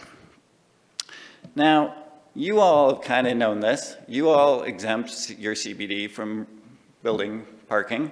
And other cities around Oregon have also discovered that. Madras recently went through an exercise and they said, hey, we really want to make our downtown work. Let's get this red tape out of the way. Lincoln City reformed their parking requirements. They're seeing more mixed-use development, more housing. I've worked in Independence and in Yachats, in Klamath Falls and the Dalles, all to think about how to better manage parking. So this is not, I've not worked in Portland. This is not a Portland approach. This is really about all the communities around Oregon that are realizing this is a powerful lever to get right. And communities all around the world have done this as well. Buffalo, Fargo, North Dakota, Edmonton, you know, Canada's oil capital. This is not like some anti-driving conspiracy or anti-oil conspiracy. This is, hey, this can really have city benefits. So you're seeing this happen. Okay. So what does the program require? What do the new rules require? They say that near transit, we're going to let local builders decide how much parking their customers need. And that means that local governments no longer can say, hey, here's your cookie cutter formula, here's your exact answer on how much you need to provide. It does the same for equity uses like affordable housing, very small housing units, housing for people with disabilities, shelters, that sort of thing. And it sets a cap on local government mandates on parking as no more than 1 space per unit for multifamily. And then it has cities choose one of 3 approaches for reform. We'll get into that on the next slide. So it does a lot of things. It's kind of a deregulatory effort from the state to make sure that we're not overbuilding parking. Because again and again, as we've studied how much parking we used, we found there's a lot of waste in the system. There's 20 to 30 to 40% of spaces that just aren't used. And you can kind of see that in some places. Some uses change. Like I was like, oh, the bank parking lots seem overbuilt these days because a lot of banking happens online. So, you know, you kind of see these examples in everyday life. I do want to say that as much as parking is not required, the last couple of decades of experience says parking will be built.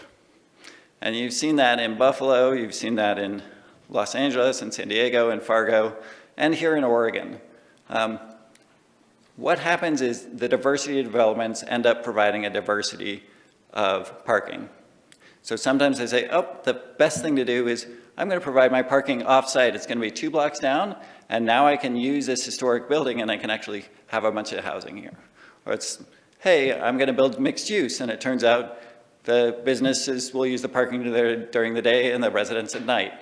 Or I need a bunch of parking and I don't care what the government's required, that's my business model. And so you kind of see that you have more flexibility, but parking still gets built because parking's still in demand. And people who want to make a profit and rent their places and lease their places figure out how much parking is needed. So that's been the experience thus far.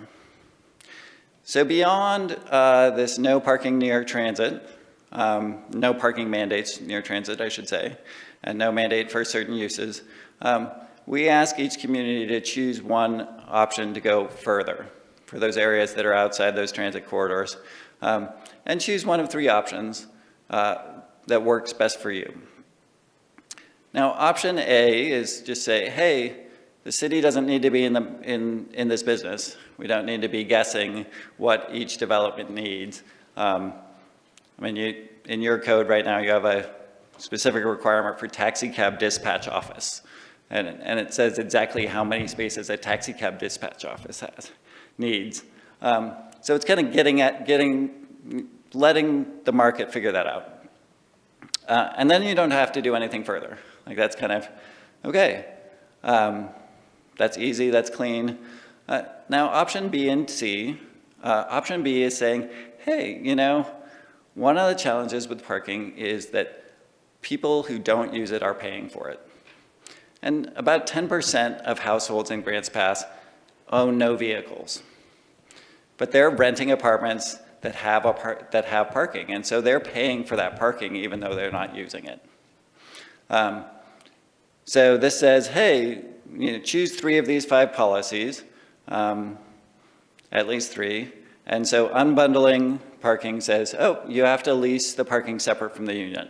So those people who don't need to lease a parking space don't have to pay for it. Similarly with commercial properties, unbundling commercial properties. The third option is a tax on parking lots. A fourth option is saying, hey, large employers that are providing free parking to their employees have to provide a cash equivalent for those who aren't using it of at least $50 a month. So it's sometimes known as parking cash out, but it's, hey, everyone else is getting a benefit. Some people who aren't using the parking aren't getting that benefit. Let's have equal benefits.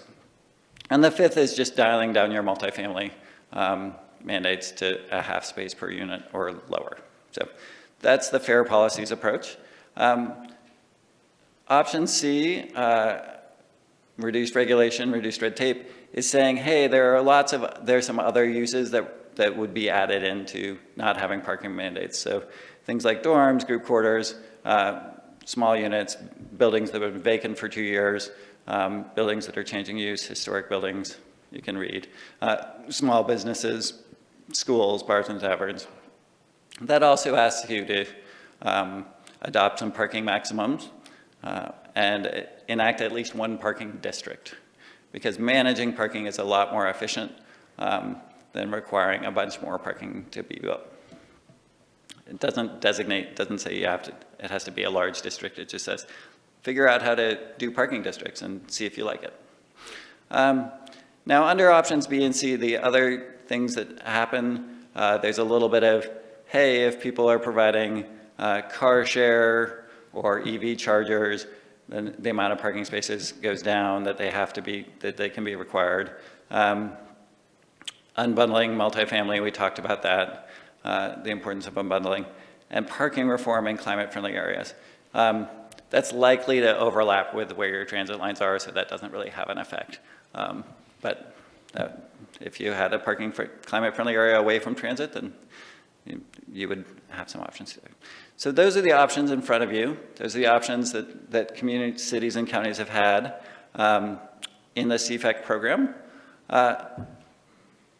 And communities have had this conversation.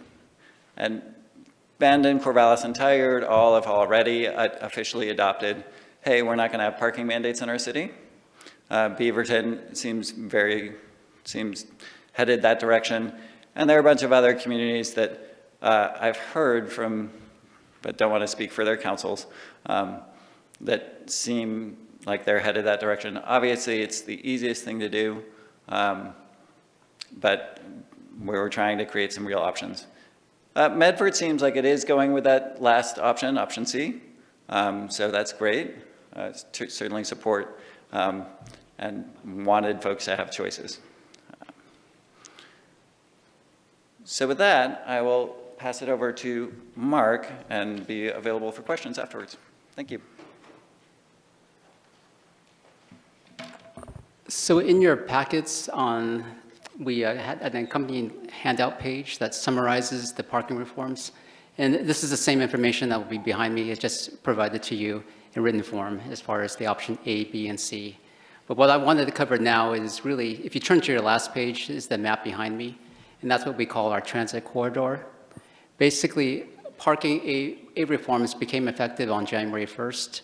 One of the big impactful policies was that the city had to determine a transit corridor, and what that meant was frequently traveled bus stops, and what we determined later on was the existing bus routes for bus route 10 and 35 were considered most frequent, and those had a headway of 1 hour. So basically, if you sat on a bus stop along either of those routes, you had the next bus will come about in an hour.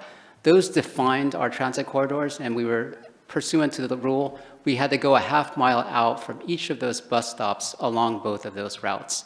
And you can see it's kind of hard behind me, but in the light green are basically the areas that are exempt from any parking mandates because they're within a half mile of the existing bus stop for those two bus routes.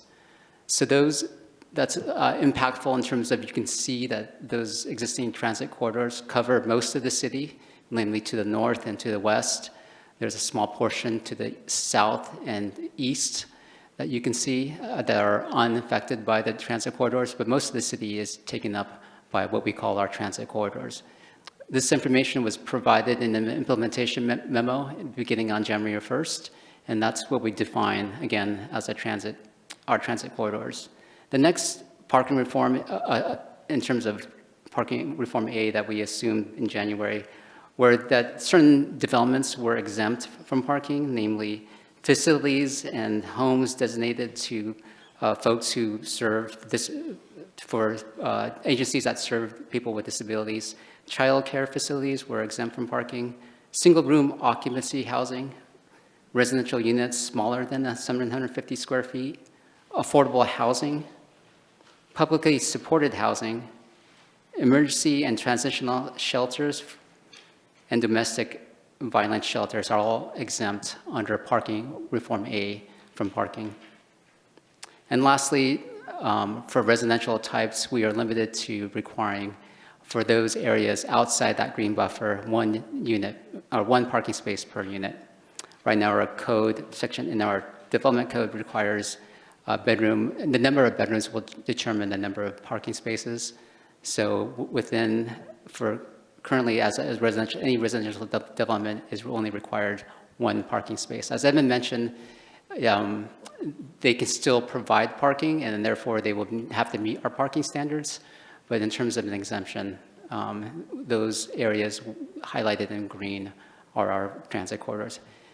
The next phase of Phase A parking reform comes on April 1st, and basically, currently the building code provides that new commercial and new multifamily have to set the conduit for 20% of their parking spaces as level 2 readiness. Basically, new developments have to install a conduit that can support a level 2.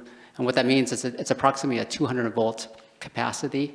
And for every hour that you have to charge in your car, electric car, you'll get about 20 to 60 miles. So that's the baseline standard across the state now for level 2. Basically, that kicks up upon April 1st for any new residential or new mixed use. That requirement from 20% goes up to 40% come April 1st. And so we'll enact, staff will provide another implementation memo addressing that factor as well. And then lastly, on the options, option A, B, and C, as Evan mentioned, we'll answer the questions. Originally, we were scheduled to implement either A, B, or C as early as June. Staff had requested an extension of that deadline, and that deadline was granted for the end of the year.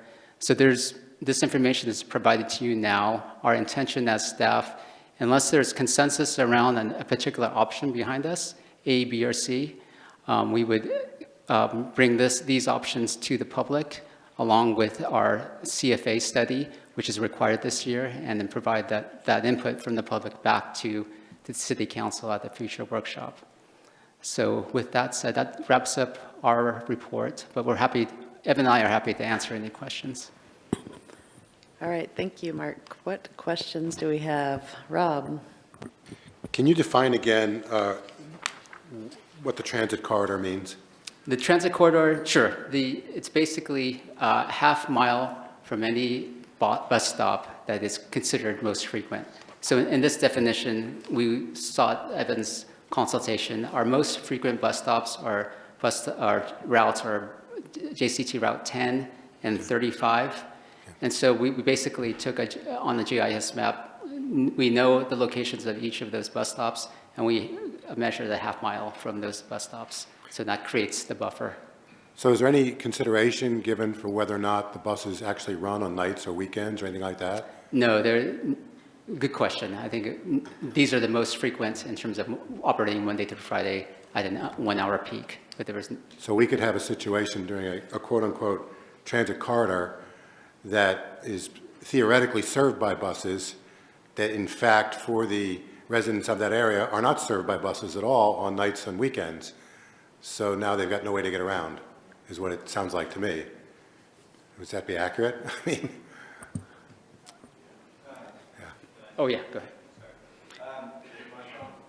There should be a light right at the base of the mic. Yep. There you go. Thank you. Yeah. So certainly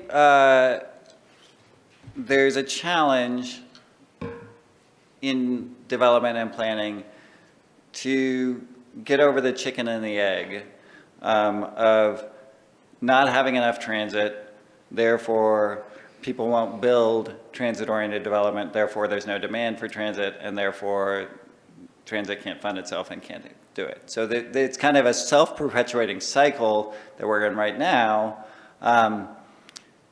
What we believe will happen in this sort of situation is that mainly people will realize there's not good transit on the weekends and nights and will provide parking. The local developer understands the current situation, but there may be some creative developers come along and say, oh, I think for a certain segment of the population, again, about 10% of your population live in households without cars, we're going to have a business model to serve those people. So this doesn't fix your transit system, your transit funding.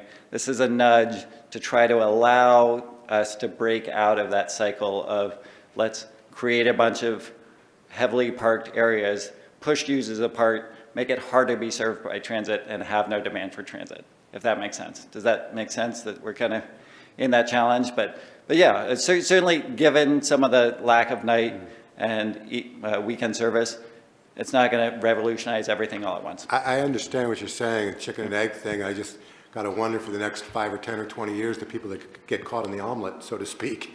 I mean, now you got a bunch of people that got no way to get around. And since many of them may actually be lower income and may not have as much leverage with the development community, I just don't know if that's a practical working model, I guess is my question. So on the transit corridor, is that an option that Grants Pass had? Is that a definition that we created, or is that a state definition? That would be the rules, the state rules, yeah. Yeah, that was a state. And there would be street parking available, just not on-site parking, right? Yeah, there's often street parking or other parking, and people may say, oh, I need my car, I'm going to choose a development that has parking. Certainly the least well-off among us don't have as great choices, but that's certainly something that people think. Similarly, like a large family is going to say, oh, I'm going to choose an apartment that has three bedrooms if I need it. And that we don't require everyone to have 3 bedrooms, just because there are some large families. So, Valerie? You probably know kind of where I stand on this, so I will not harp on whatever, but just having a project and owning a project that's low-income housing, something I don't think we realize and recognize that you're right. It doesn't have a lot of people who do it, but what we do have is a lot of home health people who come and help those people in their apartment. So that is something that I don't, does that mean that the home health people are going to have to drive and go on transit all the time to get from one place to another? I mean, I'm just kind of trying to look at realistically, when you have people who are handicapped and live in those facilities, they need special services. And so therefore you're kind of cutting off those services that they're going to be able to have too. So I just, I think we can all sit down and ideally think in a perfect world, this would be great. And I do understand the climate friendly, I understand it completely, but I also, question, like I said, the parking minimalization, especially, and you know how I feel about us being considered a metropolitan area. I just know our metropolitan and our transit facilities are so different than Portland and Salem and Bend and Eugene that it just kind of seems a little overwhelming that we are set under those same standards when, like you said, we don't have transit. For me to walk, or for older people to walk a half a mile to get to a bus stop, that can be, half a mile can be a lot. So, those are just, things in looking at our transit. I'd feel a lot different if I had a better transit system. I love to go to New York. I love to go to places where kids get on there to go down to sports and kids can go places. That's absolutely wonderful, but that's not where we are. So I said I want to remain open because I do believe, but it scares me a little bit. Thank you, Councilor, for those comments. Just a couple of quick responses. Since Edmonton repealed its parking mandates a couple of years ago, it's seen 30,000 new parking spaces built with new developments in those 2 years. So I think that that's a concern, but I also think that people figure it out. And we did hire a disability consultant to have a disability focus group because we very much wanted to review our rules. Because equity is a core part of our rules. So certainly want to make sure those populations are served and have the services that they need, and that focus group and consultant were supportive of our approach. So. Brian, then Rick. Thank you for being here today. So as I understand it, there's option A, B, and C, and we need to pick an option, A, B, or C, regardless of how we feel about the situation. And currently, we're operating under option A by default. Is that accurate? No, I'm sorry. Parking A reforms included what I just covered. Parking B reforms are behind me. And those are the three choices behind me. So I use A and B, and the option A, B, or C is under parking reform B, which need to be adopted by year end. But on slide 14, it says, as of January 1st, 2023, there's no parking mandates in the green areas, which is the majority of town. So we're kind of de facto operating in option A right now. Am I not understanding that? Yes, I mean, essentially the parking B or C options would only be effective on those non-green areas. Okay. Okay, and then on those B and C options, I just had a couple clarification questions on some of those points. On option C, it says, actually it doesn't say it on there, but it says that there's enact one parking district. Oh, it does say it on there. And I'm just wondering what a parking district is. Maybe Evan can help me. Basically, pursuant to the rules, the city would have to define, for example, just a residential neighborhood, that we would have to define an area and then charge for parking, permitted parking. So in busy cities that allow on-site or off-street parking, you may have to get a permit and pay for that permit. We would have to set up something similarly in Grants Pass. So it would be like a paying, you'd have to pay to park on the street? Yes, unless Evan has more insight on that.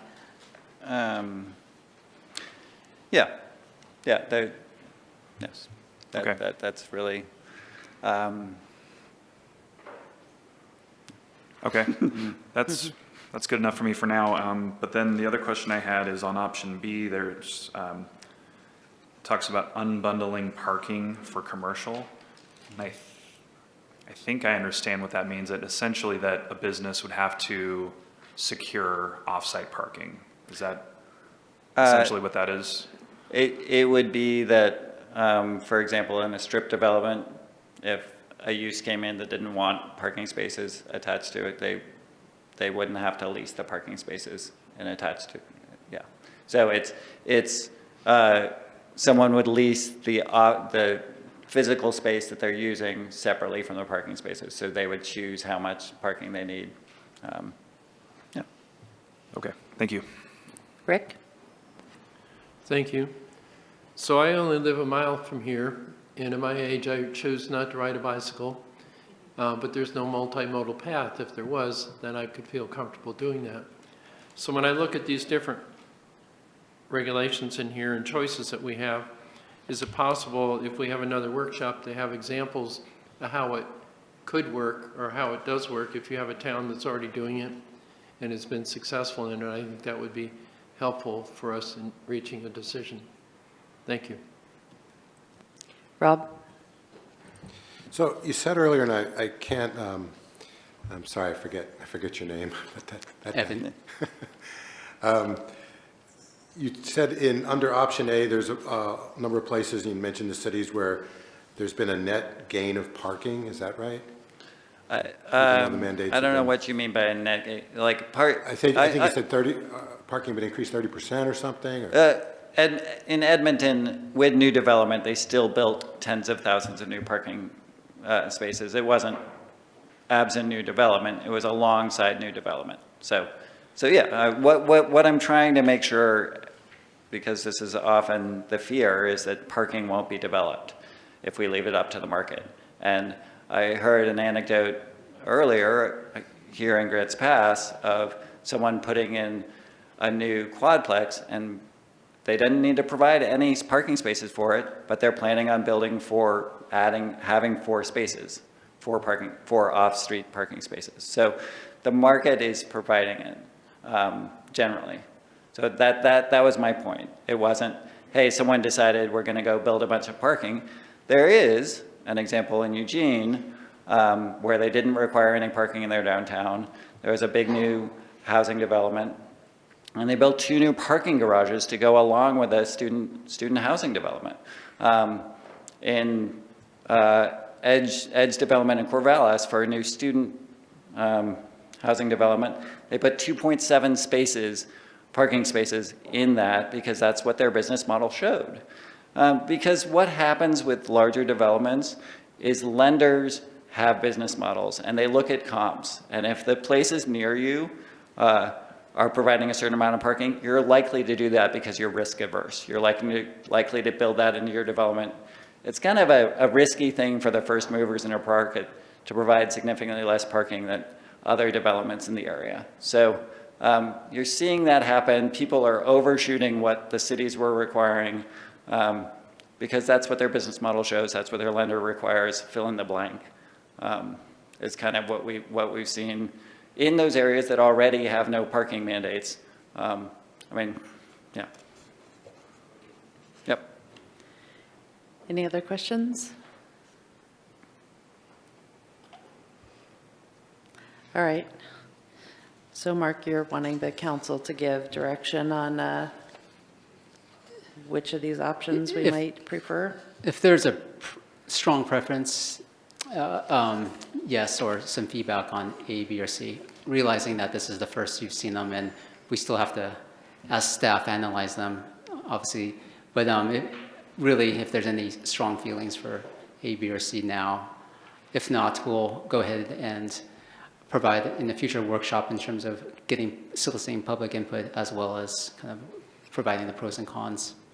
What is the plan for getting community feedback on this? We the city have a IGA with RVCOG in terms of helping us with both the CFA study and also the public outreach. We do have a consultant on that. We spoke to them last week in terms of next steps of providing better public outreach. Really, it's going to be two things. One is obviously our website, but the other item is just getting the word out.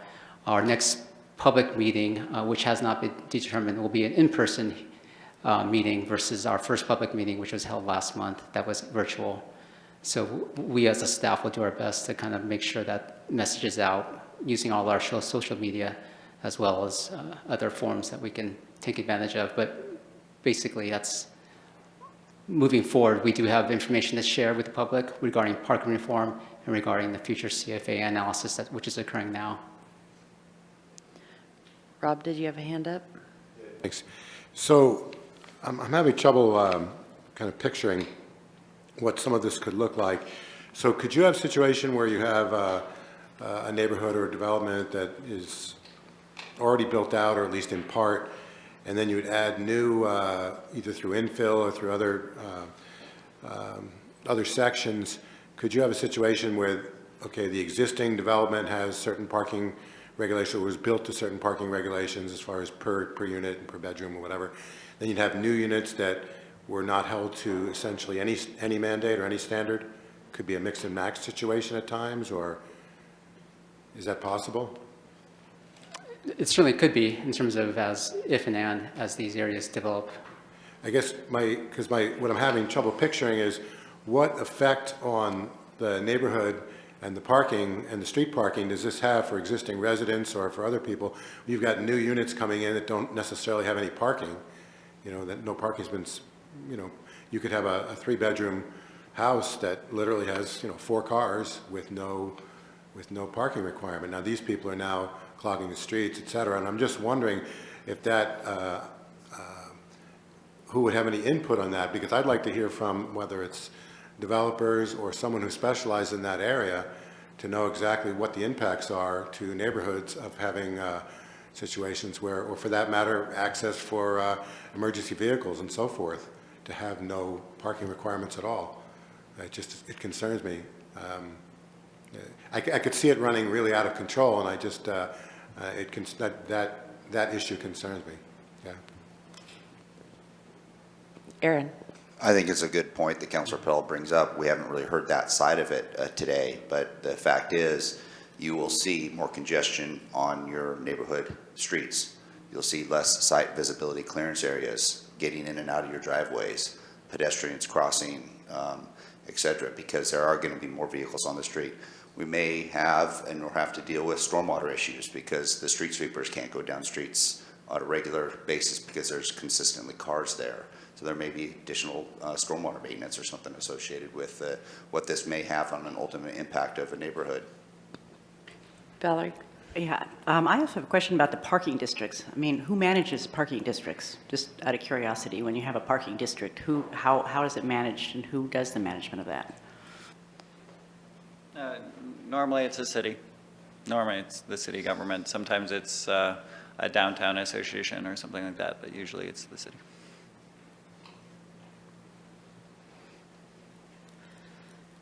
Any other thoughts? Has the Housing Advisory Committee discussed this issue at all? Not yet. It's, we were conscious of bringing this to council first, and we'll make the rounds with other commissions, particularly the Housing Advisory Committee. Okay. Y'all are so quiet, it's not my role to tell you what to do, huh? DJ? Yeah, we need to kick this around the field a little bit. I don't think there's any preference for really anything at this point, so do the rounds. We'll talk about it later. All right. They want to think about it. And yeah, do make sure that it gets to Housing Advisory Committee so that we can hear what they have to say about it too. All right, anything further on that one? Check my phone. I accidentally didn't see Dwayne on the last conversation. Okay, let's do the CEDC motion next. And I don't know if anybody was going to present on this or if you just want me to read it or.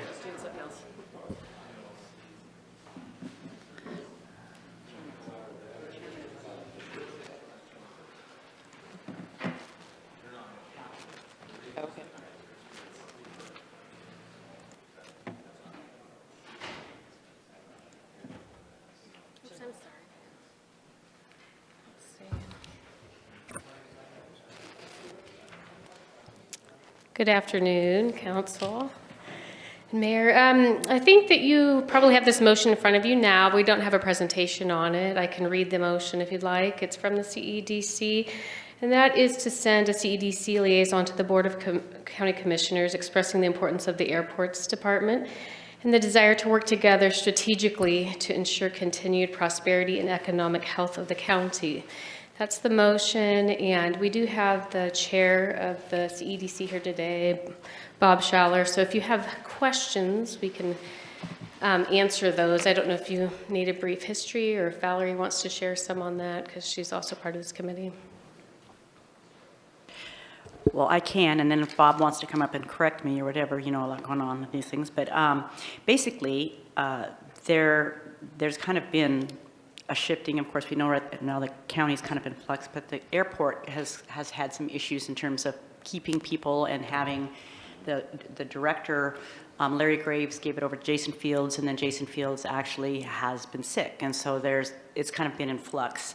I mean, I personally have invited John West because he was the one who said he was an economic person, but basically I would say that the committee is just asking for our support of saying that the airport is important, and in support of the CEDC, we would sanction someone to go to the Board of Commissioners and ask them to come to the CEDC committee and come on board with us so that we can strengthen what happens at the airport.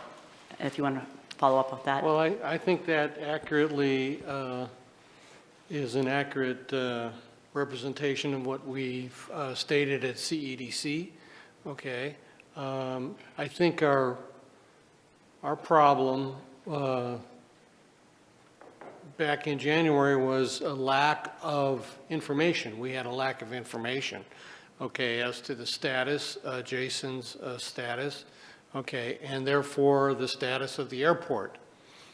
And so now that has resolved itself, we've gotten more information, but between January and our resolution, we wanted to make sure that we made it clear that the CEDC thinks the airport is a vital asset for economic development. And to put that message forward to City Council and encourage county commissioners to agree or at least participate in discussions with us about how the county thinks, you know, what's the airport's role in economic development. And so Valerie has been valuable liaison to CEDC, and I wish we had the same kind of commitment from the county commissioners. So is the committee actually requesting that the Board of Commissioners have a liaison to the CEDC, or that the CEDC go to the commissioners? I think what is this kind of evolved because like I said, when this motion was first made, there's been some things that came up afterwards. So they are, if I'm not mistaken, planning somebody, I think, is it tomorrow, or I think it's tomorrow or Wednesday, some of the CEDC members are planning and going directly to the commissioners meeting and going forward with saying that we really want you to come to our committee because it's so vital in economic development in the county.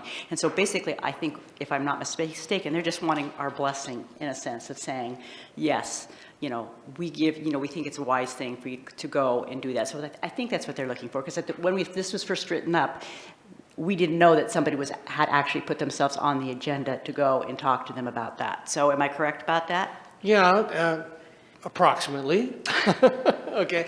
I actually think that in our bylaws, it calls for a liaison from the city council and it does. The county commissioners. So this is not us requesting something. This is just trying to get the rules and the bylaws to be enforced.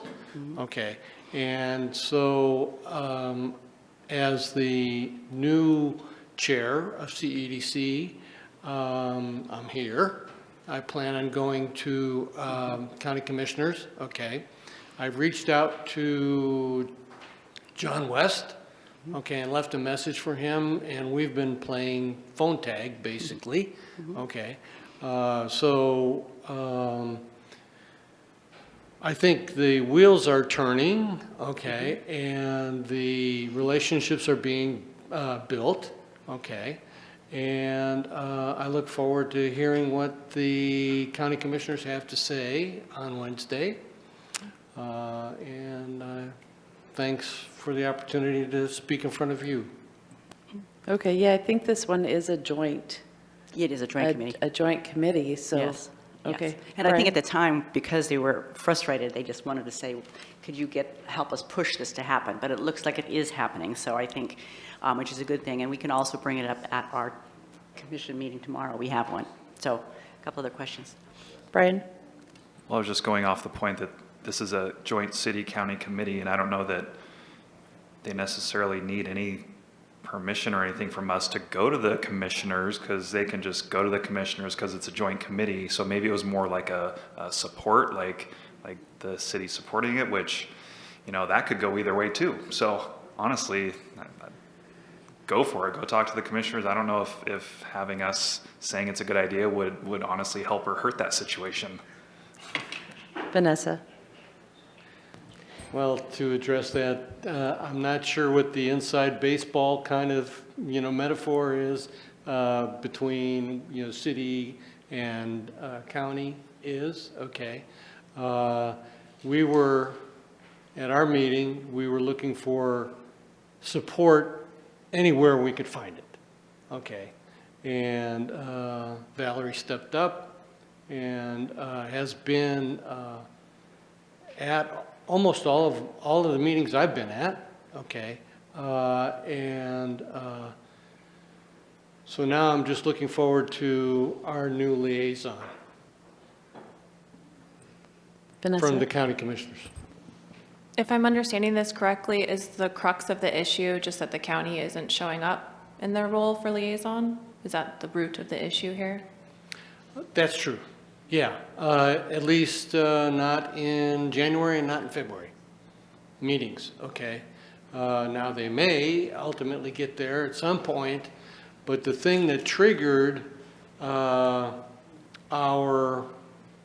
plea was the airport issue, okay? Because we had a dearth of information. We had no information.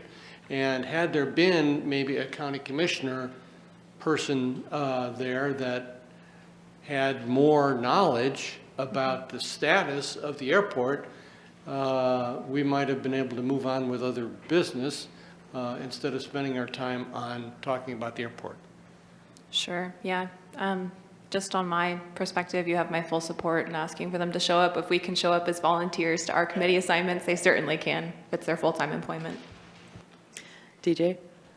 Sure, that Vanessa's inquiry sort of answered. I was going to ask, what's going on? What's happened? What's new in the circumstance in the pool of people that has prompted the CEDC to ask for such a thing? And I think that was pretty well answered. We have a Board of County Commissioners liaison that's not showing up to meetings. You guys have dictated and have maintained for a long time that the airport is important for economic development. I really don't see why not, but it sounds like we just need to respectfully request that their participation maintains. Valerie, I think if you could take that upon yourself on the next BOC meeting. Yeah, I will. To kind of nudge in that direction too. You know, I don't think it's necessarily appropriate that CDC goes and has to chase down the Board of Commissioners when we have this intergovernmental agreement of cooperative shared leadership. And I think a lot of it has been circumstances as well, and I will say that because we all know the rumor mill and how the rumor mill works, and if one person hears one thing, you know, we were getting horror stories from out of what's going on at the airport, and knowing that there's been a lot of money designated for that and not having any idea, is anybody picking up the pieces, what's going on, I think that's kind of what spurned this, is because nobody really had any idea. So it just kind of goes to show the importance of the liaisons to get, because what happens is you get this incredible rumor mill and then all these things spread and then you've got a disaster on your hands. So I think this is a lesson for all of us, is the importance of communication. So yes, I will do that. All right, thanks for bringing this to our attention, Valerie, and I do have a meeting with the Board of Commissioners tomorrow, so we can mention it there. And then, you know, without having your bylaws right in front of me, I do believe it's a joint committee, and you can also communicate independently with the commissioners, just as you would with us. All right, thank you. All right, thank you. Thanks for being here, Bob. Okay, we are going to jump back to sale of city-owned property.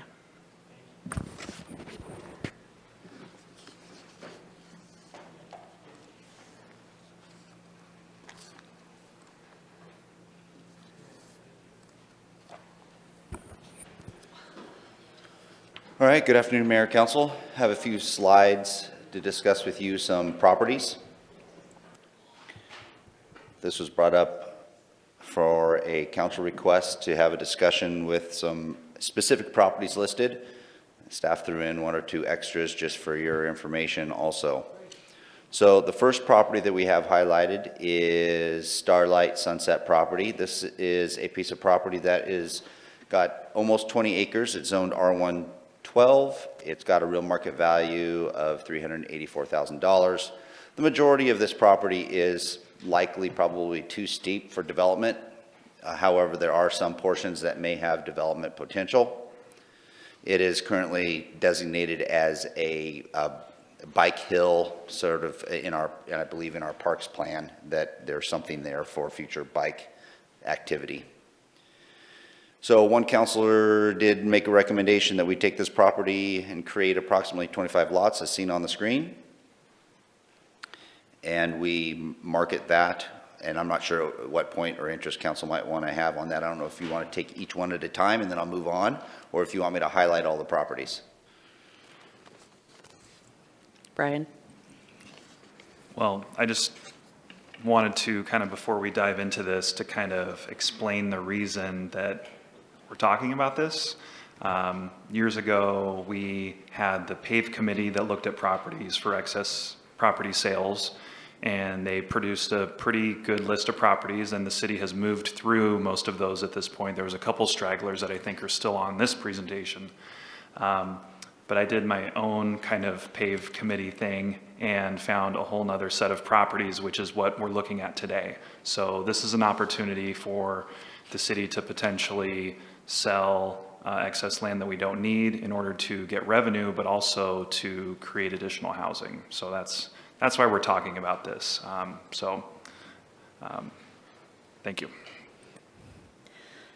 All right.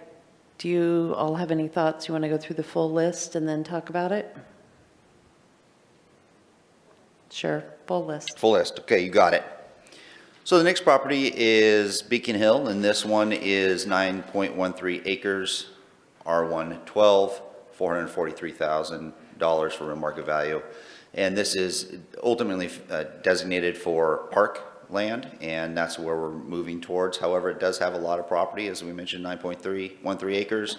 And council did make a recommendation that maybe we look at creating at least 3 lots as shown in blue and selling those as individual properties for development. And that'd be 1, 2, and 3.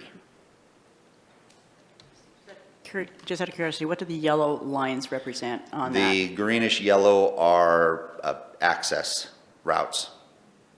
So there'd be an access routes still put there for pathway or whatever to and from the park. The next lot is Hamilton Lane. We own the 2 properties with the blue X and the yellow X. The blue X is 2.5 acres, it's zoned R110. The yellow is 3.53 acres, it's zoned R110 also. It's recommended that we take a look at those 2 properties and maybe phase in a development where we're putting approximately 14 residential lots here, but still maintaining opportunity for parkland. This is designated currently as future park property.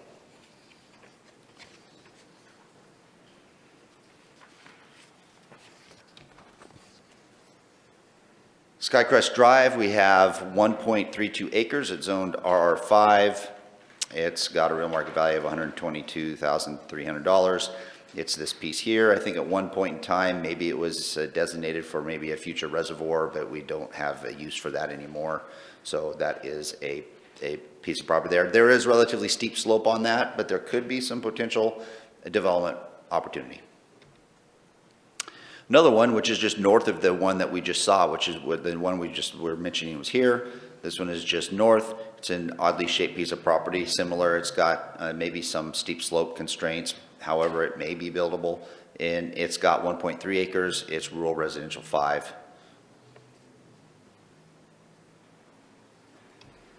What's going on with that $940? That's just what's on the tax rolls. Okay, it's in my budget. So is that in the urban growth boundary? Because it's R5, it would have to be rezoned or no? How does that work? Well, with city zoning, yeah, you can get it into the city and have city zoning with it, yeah. It would require a change to the urban growth boundary. It's currently outside. So this piece is a general commercial piece. It's 0.27 acres. You're probably all familiar with this piece. A lot of you drive by it or see it on a regular basis. It's just this little piece here between Lewis and Park Street. The city, I think, picked up this piece, and this piece together, all 3. It's split by these roads. This is used for parking. This is underutilized at the moment, and so is this piece. Is one of those the Frog parking lot or not? This is the Frog parking lot right here. That's what I thought. So Yeah. that one is the Frog parking lot? Yep, Frog parking lot is that one right there. Okay. Okay, the next piece is 0.2 acres. It's zoned R4, $259,000. It's got an address of 723 Northwest 5th Street. This is very close to our location right now. It's just north of us. Here is City Hall, and here we are at the council chambers. We've got the city parking lot here. There is an attorney's office here. The city does own this piece here. And it is currently utilized as rental as a rental. I have this on here just as to add as an example. The places marked in X's are currently city-owned properties. I think that's why we acquired this piece. This might be coming into city inventory in the future also, but this was, I think, acquired years ago as a potential municipal services, a new construction area when this would need to be vacated. I have a question. Is it true that Kelly, because that's a lawyer, right? Patrick Yes. Kelly, who owns that land, is it true that he has agreed to sell it to the city, or no, or that's in that arena? I don't think we have a first right of refusal on the Okay. record, but we've had conversations Okay. in Okay. general. Okay, thank you. The next piece is on Southeast 8th Street. This is 0.1 acres. It's zoned R4, $70,000.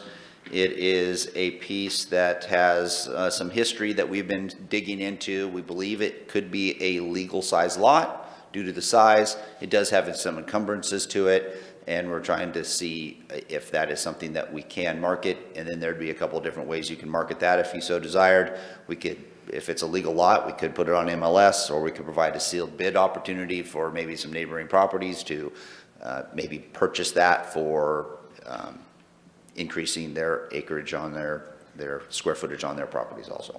I just have a quick question. It was my understanding that that's what we did with that property. Did we never do that? Because it was, I remember that was a on property. the, I think that was part of the PAVE, but It was we've part been of the working PAVE. through it, and we've just found, digging into the history, we were originally thinking that maybe this, if this was to not be utilized as we were thinking it might have an encumbrance of it had to be used for a fire station. And then we're looking, well, maybe not. And so then we're looking at the easements to the property. So we're just slowly going through the process of trying to get it marketable. But you never did ask the nearby people if they were interested in buying? No. Okay.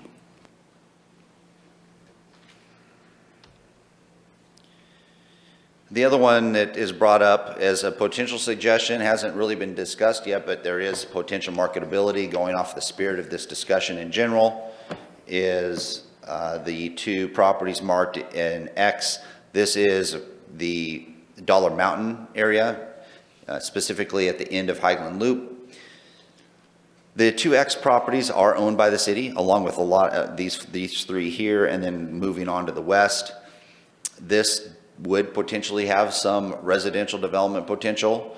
There is residential development that's occurring up Highland Loop, and there is potential residential development here, maybe not in this area because it's steep slope, but here there might be some residential potential here. Of course, if that would occur, there would be a large cost associated with curb, gutter, sidewalk, sewer, water improvements. It would be very costly development, but those are some additional properties that council can consider.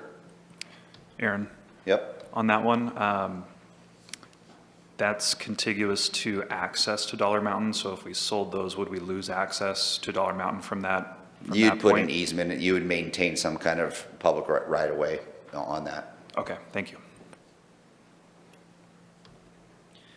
And then I just threw this in here because it's a large conglomerate of properties that we own in the Allen Creek Road area, and not suggesting that any of them be sold, but this is, and we have been acquiring property for a park, a regional park, and this was the designated regional park area. So with that, of course, all future discussion is council discretion. There are both revenue and cost implications to be determined based on council's final decision on each one of the properties. May require some staff resources, appraisals, or real estate contracts may be needed based on the type of properties you may want to look at selling and what you want to do with it. And ultimately, right now, we're looking for council from a standpoint, do you want to look at any specific properties? And we'll take that direction, move forward for additional workshops, or take no action at this time on those properties. Val? I just have a clarification. This is then, these are the approximate values of the properties that we're seeing in here, because this was handed out to us. So that was a handout that I created, and those are just estimated values. Those are not any That's sort not of from city staff. Okay. No. All right, thanks. Questions about any of that? Brian? Aaron, thank you. Are any of these properties things that the city needs to hold on to, or is there any properties on this list that we shouldn't be getting rid of? So I think mainly the house that we have up here would be one we'd want to hold on to because it is contiguous to other city property, and from a standpoint of long-range planning, an important piece in order for us to grow or change municipal building sites. Okay, thanks. Joel? So one of the things too is it generates revenue, and at this point in time, based on a motion and action taken by the previous council, all the dollars would go into a fund to incentivize housing. Is that correct? So on some of these, we'd have to take them on a case-by-case basis. Okay. Some of these properties, you would need to refresh the parks budget. Oh, okay. A 'Cause the lot of budget. these, if they're designated park master plan properties, they are likely purchased through park system development charges. Sure. Therefore, any sale would need to reimburse the Parks Department. The other thing that strikes me is there's a need of capital investment in public safety, specifically the fire station. And it seems like revenue could be generated to invest from this capital asset, which is land, into this capital asset, which would be a fire station. Is that a possibility? Yeah, if you're looking at some of those properties that were not acquired through enterprise fund dollars or through special allocated dollars, but with general fund dollars, you could sell those and Okay. put that money wherever you'd like it to. So, and then the third question I had was the Yankee pot roast, which was deeded over to us. I'm not sure if that's occurred yet or not. But is there a reason why that wouldn't be added to this list of property? That could be. I talked with Councilor De La Grange on that, and it's something that you can add to that as a discussion piece. That would also fall in lines with the potential of looking at that being contiguous to other lots and its Sure. impact on the Sure. future. With Yeah. the city? Okay. Okay, thank you. Val?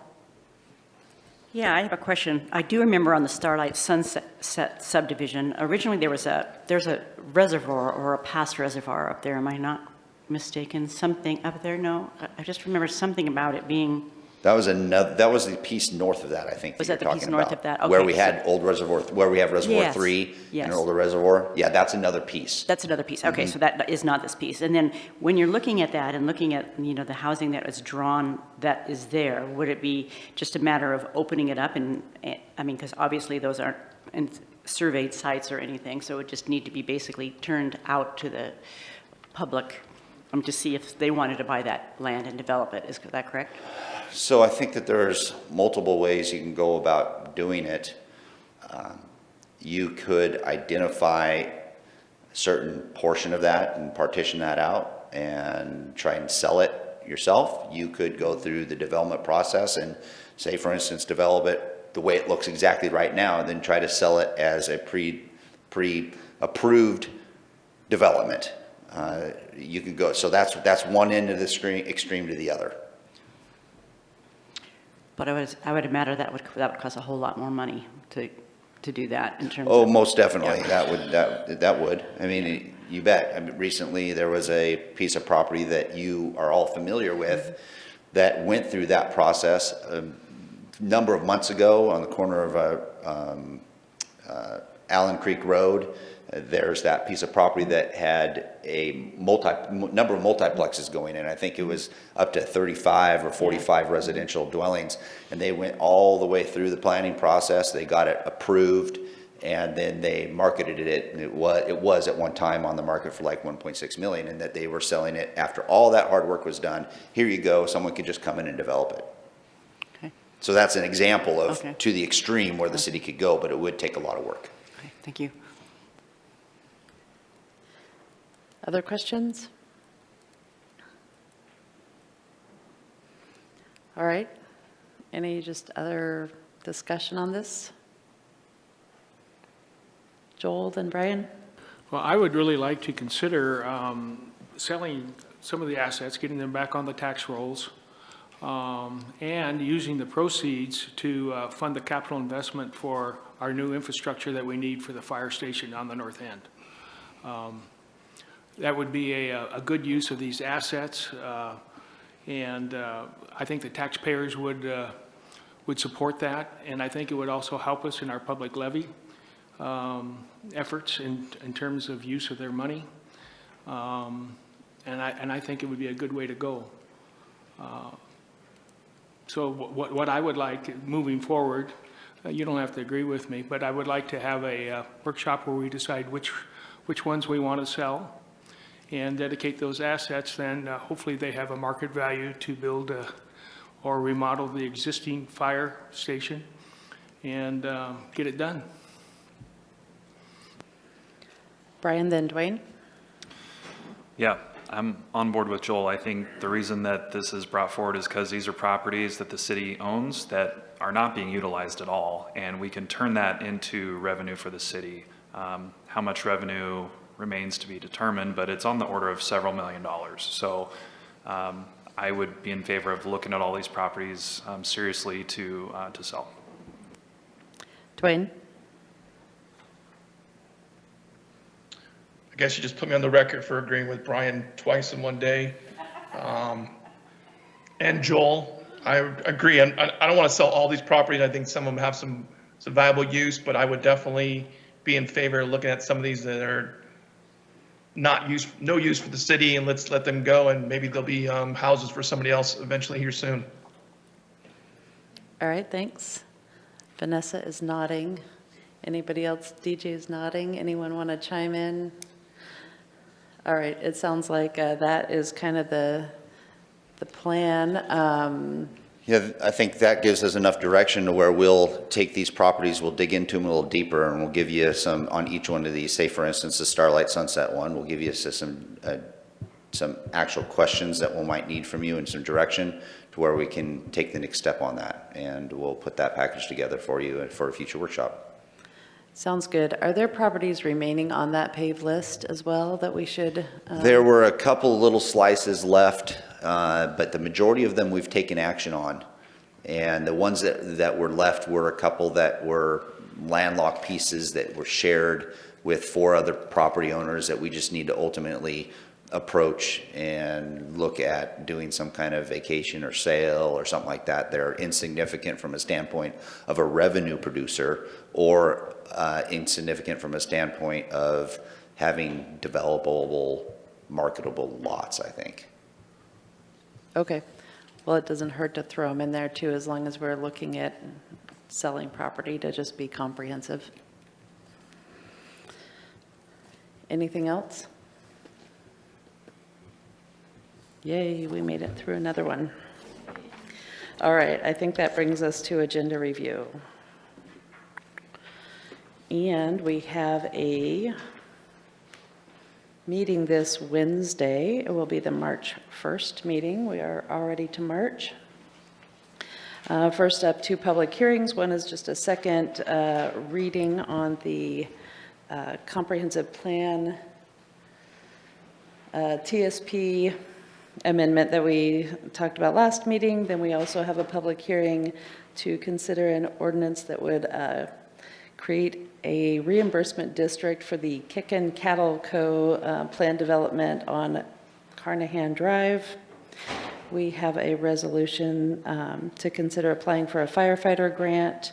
We have a resolution to reconsider the strategic plan. We have a resolution regarding an RFP for the ARPA for affordable housing infrastructure. A resolution to apply for funding for the Redwood Highway Waterline looping.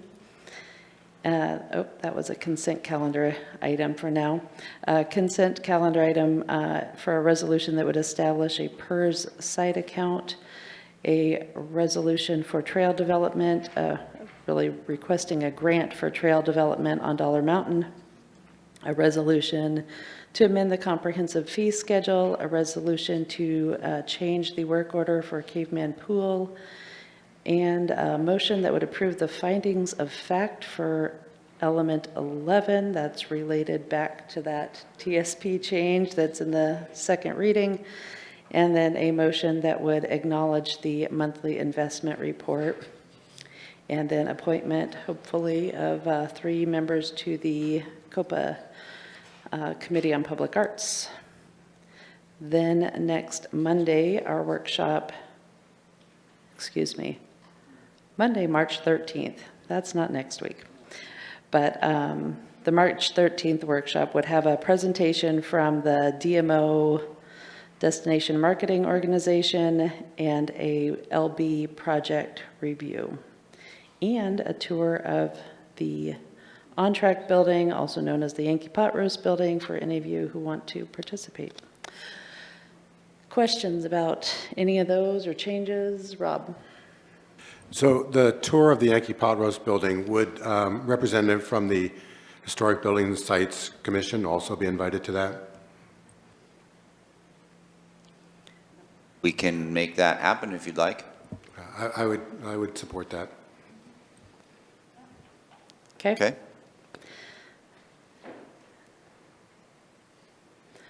Anything else? All right, anything that anybody wants to add going forward? Vanessa? I don't necessarily want to have a workshop on the topic, but I want an opportunity for council to provide direction on the Baker Park cat colony topic.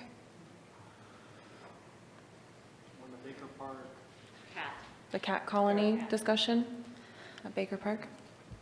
Okay, so you want to address that at a meeting? That'd be I would great. support that also in terms of going forward with, I just got the memo today, so I haven't really had a chance to read it, but I would like to get it back before the council. Is that something we can add to this week's meeting? This Wednesday's night's meeting, you can do that if you'd like. We can make that change. Is that, do you guys want more time? No, more time? Vanessa's saying this week is fine. DJ wants more time. All right. I can read a 5-page memo by Wednesday. All right, well, raise your hand if you want it on this week's meeting. 1, 2, 3, 4.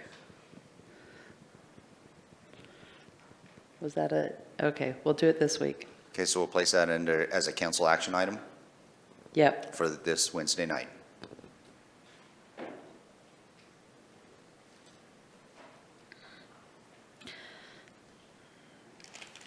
Okay, anything further?